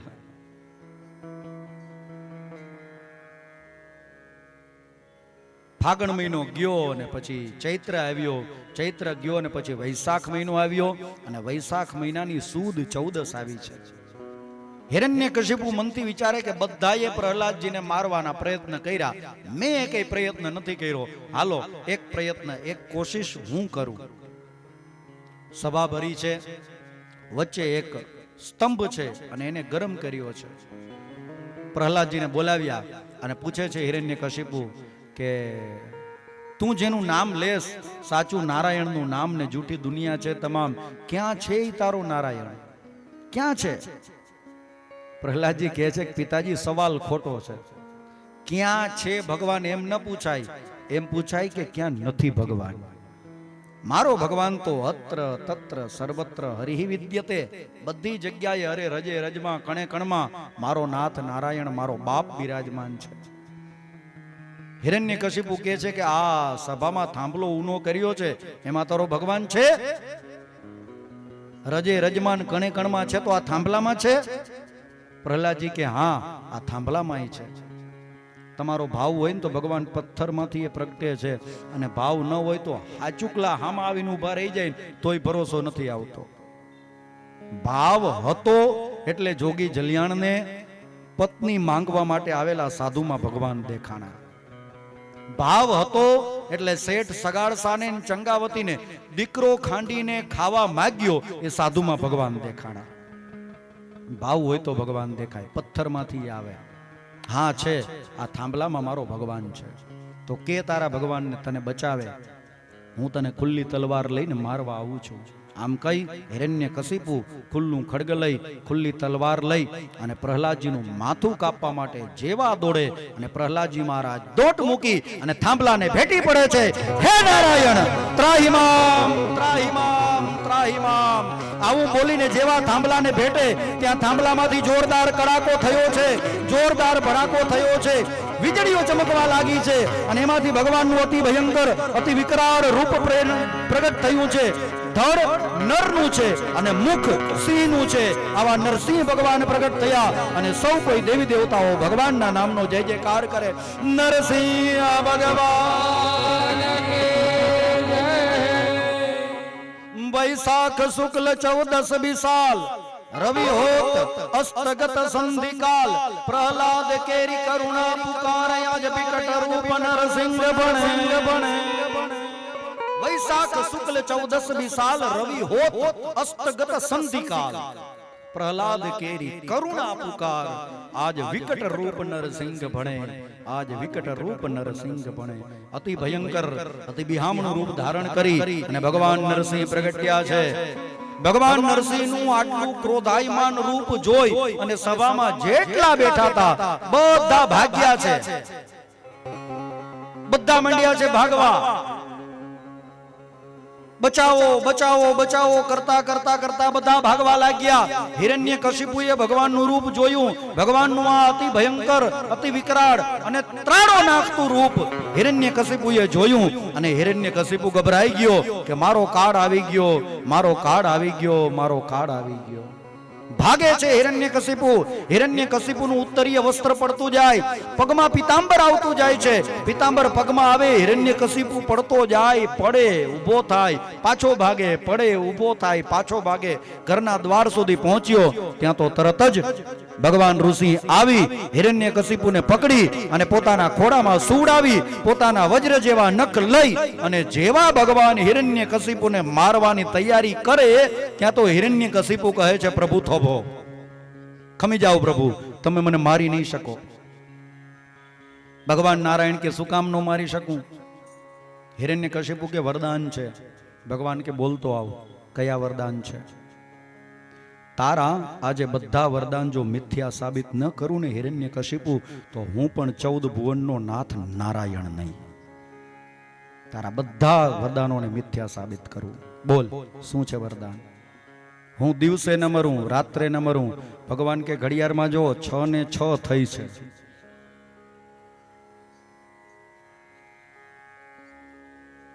અને જુઓ અત્યારે આમ મંડપની બહાર જુઓ, અજવાળું છે કે અંધારું છે કે મિક્સમાં છે? આ સમયે ભગવાને હિરણ્યકશિપુને માર્યો હતો એટલે આજે તમારી 5-6 મિનિટ મેં વધારે લીધી. આ ભગવાનને આવવાનો સાચો સમય આ છે. સંધ્યા કાળે દૈત્ય સહાયરો હરિએ નોર વધારી ભજનના વાગે ભડાકા ભારી. આ ભગવાનને આવવાનો સમય છે. તારું વરદાન છે ને, દિવસે ન મરું રાત્રે ન મરું હિરણ્ય કશિપુ, હું તને સંધ્યા કાળે મારીશ. આ સંધ્યા કાળનો સમય નથી દિવસ નથી રાત. આને તમે રાતે ન કહી શકો, જુઓ બારે, અને આને તમે દિવસે ન કહી શકો. આ સમયે ભગવાને હિરણ્ય કશિપુને માર્યો છે. બોલ બીજું વરદાન. હું ઘરમાં ન મરું ઘરની બહાર ન મરું. ભગવાન કહે છે તું ક્યાં છો ઈ જો પેલા. ઘરના ઉંબરે છો, અને ઘરનો ઉંબરો છે ને એ નથી ઘરની બહાર કે નથી ઘરની અંદર. બરોબર? ઘરની અંદર હોય એને ઇન્ડોર કહેવાય, ઘરની બહાર હોય એને આઉટડોર કહેવાય, પણ આપણે જ્યાં છીએ એને ડોર કહેવાય. આ ડોર છે એ નથી ઇન્ડોર નથી આઉટડોર, એ ડોર છે. એટલે હું તને ઘરના ઉંબરે મારીશ. ભગવાન હું ઉપર ન મરું નીચે ન મરું. ભગવાન કહે છે હું તને મારા ખોડામાં મારું. મારા ખોડામાં એટલે કારણ કે તું નીચે નહીં હો અને તું ઉપર નહીં હો. ભગવાન હું અસ્ત્રથી ન મરું શસ્ત્રથી ન મરું. ભગવાન કહે હું તને મારા નખથી મારીશ. મારા નખ નથી અસ્ત્ર નથી શસ્ત્ર. હું સજીવથી ન મરું નિર્જીવથી ન મરું. મારા નખ નથી સજીવ નથી નિર્જીવ. હાથમાં હોય ત્યાં સુધી સજીવ, હાથમાંથી દૂર કરો એટલે નિર્જીવ. નથી સજીવ નથી નિર્જીવ. ભગવાન હું નરથી ન મરું પશુથી ન મરું. ભગવાન કે જરાક મારી સામે તો જો, લુક એટ મી. હું તને નર લાગુ છું પશુ લાગુ છું. હિરણ્યકશિપુ કે આમાં બધું 50-50 છે. ભગવાન કે હોય જ ને, તને મારવા માટે મેં સ્પેશિયલ અવતાર લીધો છે. ગાંડા મારા કલેજા, મારા કલેજા મેં સ્પેશિયલ અવતાર લીધો છે. આ મારું છેલ્લું વરદાન એવું હતું ભગવાન કે બ્રહ્માના બનાવેલા કોઈ પણ જીવથી મારું મૃત્યુ ન થાય. ભગવાન કે સાંભળ હિરણ્યકશિપુ, મને બ્રહ્માએ નથી બનાવ્યો, મેં બ્રહ્માંડ બનાવ્યા છે. આવું કહી અને ભગવાન વજ્ર જેવા પોતાના નખ લઈ અને હિરણ્યકશિપુની છાતી વિદીર્ણ કરી નાખે છે. એના શરીરમાંથી આંતરડાઓ લોહી લુહાણ કરતા બહાર આવે છે. હિરણ્યકશિપુના શરીરના આંતરડાઓને ખેંચી અને ભગવાન પોતાના ગળામાં પહેરી લે છે, અને પોતાના સિંહ જેવા મુખથી હિરણ્યકશિપુનું રક્ત લથપથ થયેલું ભગવાન નરસિંહ પીવે છે. અને આ રીતે અતિ ભયંકર અતિ વિકરાળ રૂપ ધારણ કરી અને ભગવાન પ્રહલાદની રક્ષા કરે છે અને હિરણ્યકશિપુનો વધ કરે છે. અને સૌ કોઈ ભગવાન ઋષિ નારાયણનો જય જયકાર કરે. ઋષિ નારાયણ ભગવાન કી જય. આ રીતે સપ્તમ સ્કંદને વિરામ આપતા પહેલા પ્રહલાદ ચરિત્રની સુંદર કથા આપણે સાંભળી. આવતીકાલે આપણી કથાનો બહુ મહત્વનો દિવસ છે. આવતીકાલે જ્યારે કથા બપોરે વિરામ પામશે ને, ત્યારે બપોરે આપણી કથામાં ભગવાન વામનજીનું પ્રાગટ્ય થશે. બપોરે 3 વાગ્યે કથા શરૂ થશે. તે 3 વાગ્યાથી લઈ અને 6 વાગ્યા સુધીમાં આપણી કથામાં ભગવાન રામચંદ્રજી પધારશે. અને કાલે આવા સમયે આપણે બધા શું કરતા હશું તમને ખબર? કાલે આવા સમયે આપણે બધા શું કરતા હશું તમને ખબર? નંદ ઘેરે આનંદ ભયો જય કનૈયા લાલ કી. નંદ ઘેરે ના ના, આ બધા હમણાં ઉભા થઈ જશે.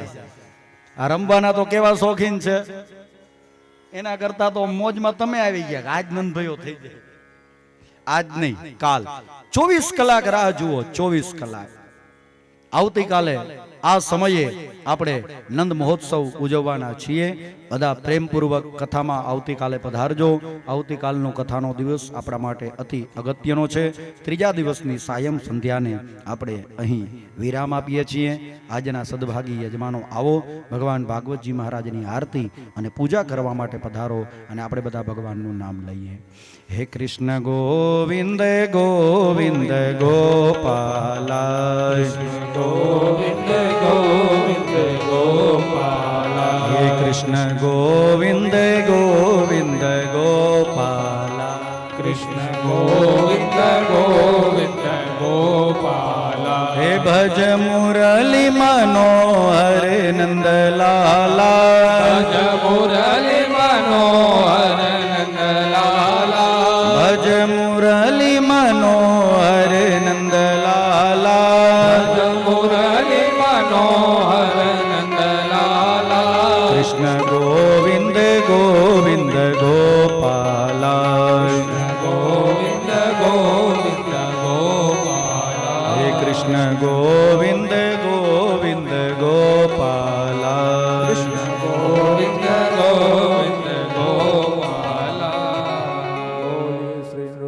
ભગવાન કી જય. પૂજા આરતી માટે યજમાન પરિવાર પધારો. હસ્તે જલમાદાય ગંધાક્ષત પુષ્પમાદાય અથ શ્રીમદ મહાપુરાણ પૂજનમ નૃસિંહ દેવતાનામ પૂજનમ. બધા પોથીજીની સામે આવી જાઓ. હાલો ભાઈ, આમાં થોડો અવાજ તો આપો, કઈ અમને કઈ સંભળાય. હસ્તે ગંધાક્ષત પુષ્પમાદાય. ભાગવત ભગવાનનું સ્મરણ, ભગવાન ઋષિનું સ્મરણ ત્રીજા દિવસની આ સાયમ પૂજામાં ભગવાનની પૂજા અર્ચન કરીએ.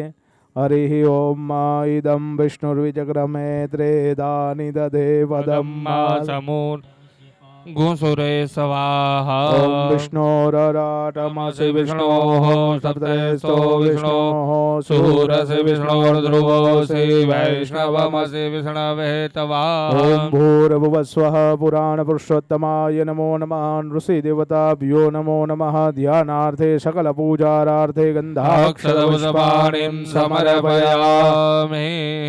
ધૂપમ દીપમ નૈવેદ્યમ નિવેદયામિ. નૈવેદ્યમ ઉદ્ઘાટ્ય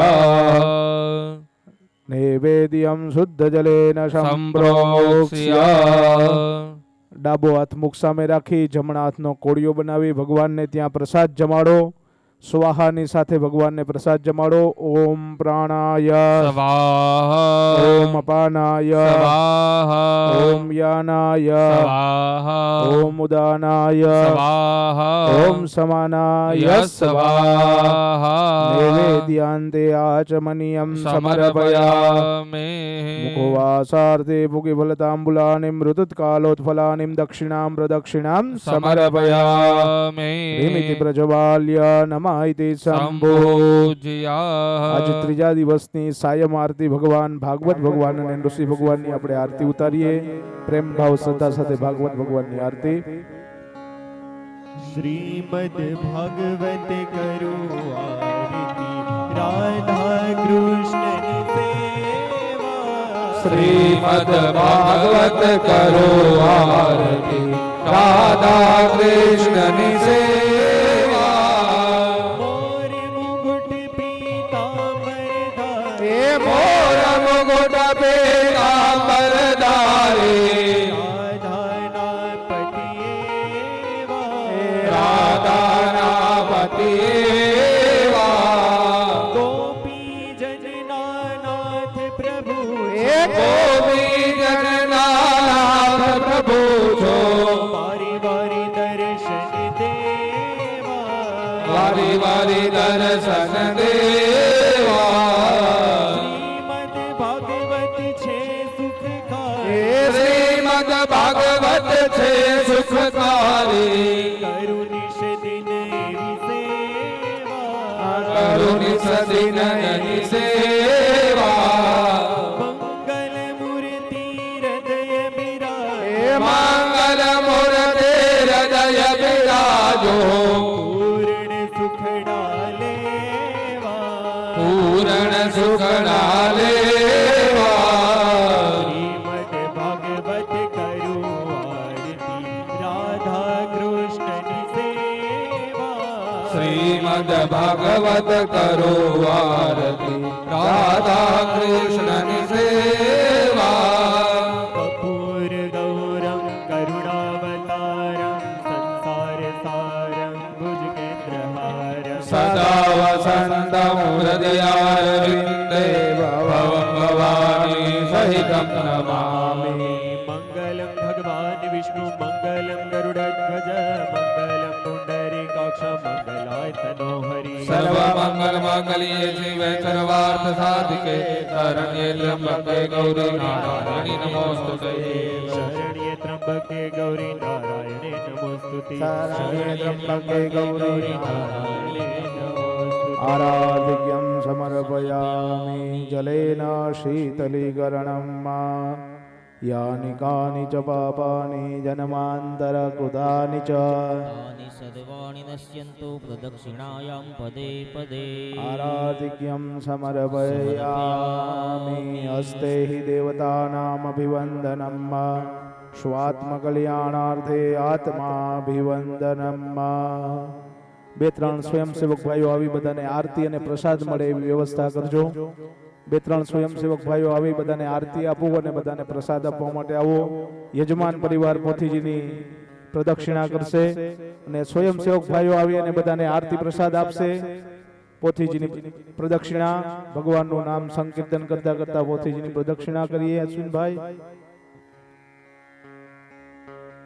ॐ नमो भगवते वासुदेवाय ॐ नमो भगवते वासुदेवाय ॐ नमो भगवते वासुदेवाय ॐ नमो भगवते वासुदेवाय वासुदेवाय हरि वासुदेवाय वासुदेवाय हरि वासुदेवाय वासुदेवाय हरि वासुदेवाय वासुदेवाय हरि वासुदेवाय ॐ नमो भगवते वासुदेवाय ॐ नमो भगवते वासुदेवाय ॐ नमो भगवते वासुदेवाय ॐ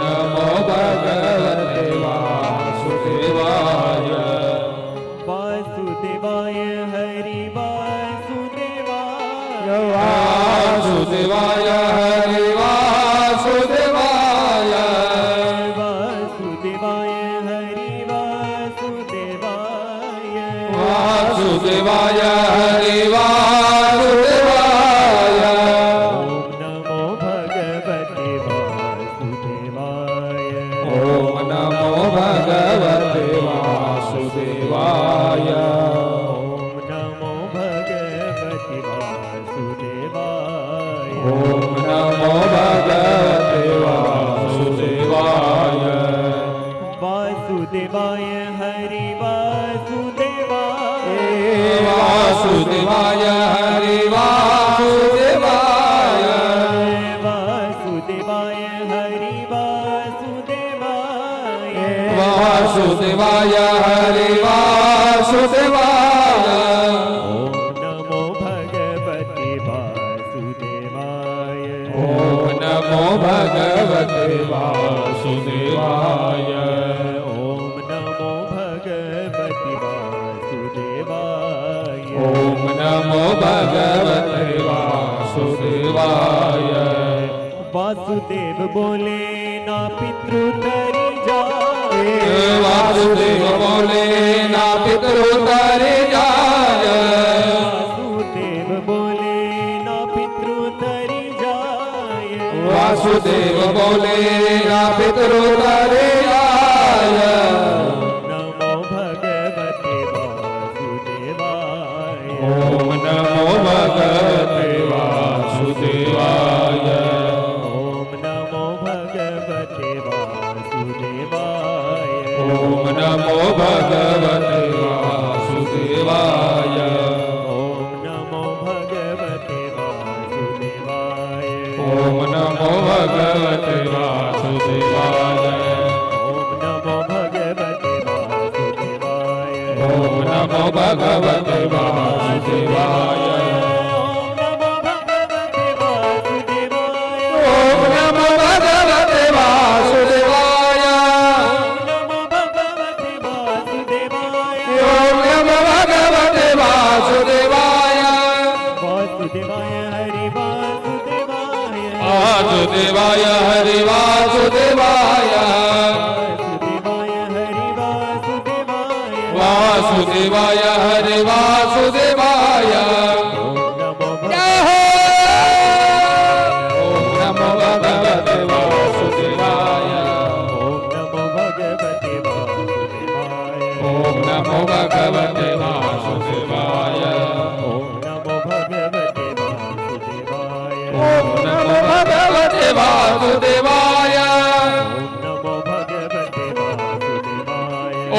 નમો ભગવતે વાસુદેવાય ઓમ નમો ભગવતે વાસુદેવાય પ્રદક્ષિણામ સમર્પયામિ. પયામિ. બે હાથ જોડી ભાગવત ભગવાનની સ્તુતિ પ્રાર્થના બધા સાથે મળીને કરશું. ત્વમેવ માતા ચ પિતા ત્વમેવ ત્વમેવ બંધુ ચ સખા ત્વમેવ ત્વમેવ વિદ્યા દ્રવિણામ ત્વમેવ ત્વમેવ સર્વં મમ દેવ દેવ કાયેન વાચા મનસેન્દ્રિયર્વા બુદ્ધ્યાત્મના વા પ્રકૃતે સ્વભાવા કરોમિ યદ્યાત સકલ પરસ્મે નારાયણાય તિ સમર્પયામિ. ઓમ ભૂર્ભુવઃ સ્વઃ પુરાણ પુરુષોત્તમાય નમો નમઃ. પ્રાર્થના પૂર્વક નમસ્કારાન સમર્પયામિ. અથ સંકલ્પ વસ્ત્ર સિંહદાન સંકલ્પ અનેન ઋષિ પ્રાગટ્ય નિમિત્તાંગ ભૂત બ્રાહ્મણાય ભાગવત દેવતાભ્યો વસ્ત્રદાન તથા ચ ઋષિદાન નિમિત્તાન દાન તેન શ્રી કૃષ્ણાર્પણમસ્તુ. બોલીએ શ્રી ભાગવત ભગવાન કી જય. ત્યાં દાનની બધી વસ્તુઓ અર્પણ કરી યજમાન પરિવાર ભાગવતજીને વંદન વ્યાસજીને વંદન કરી અને બધા પછી નીચે આવી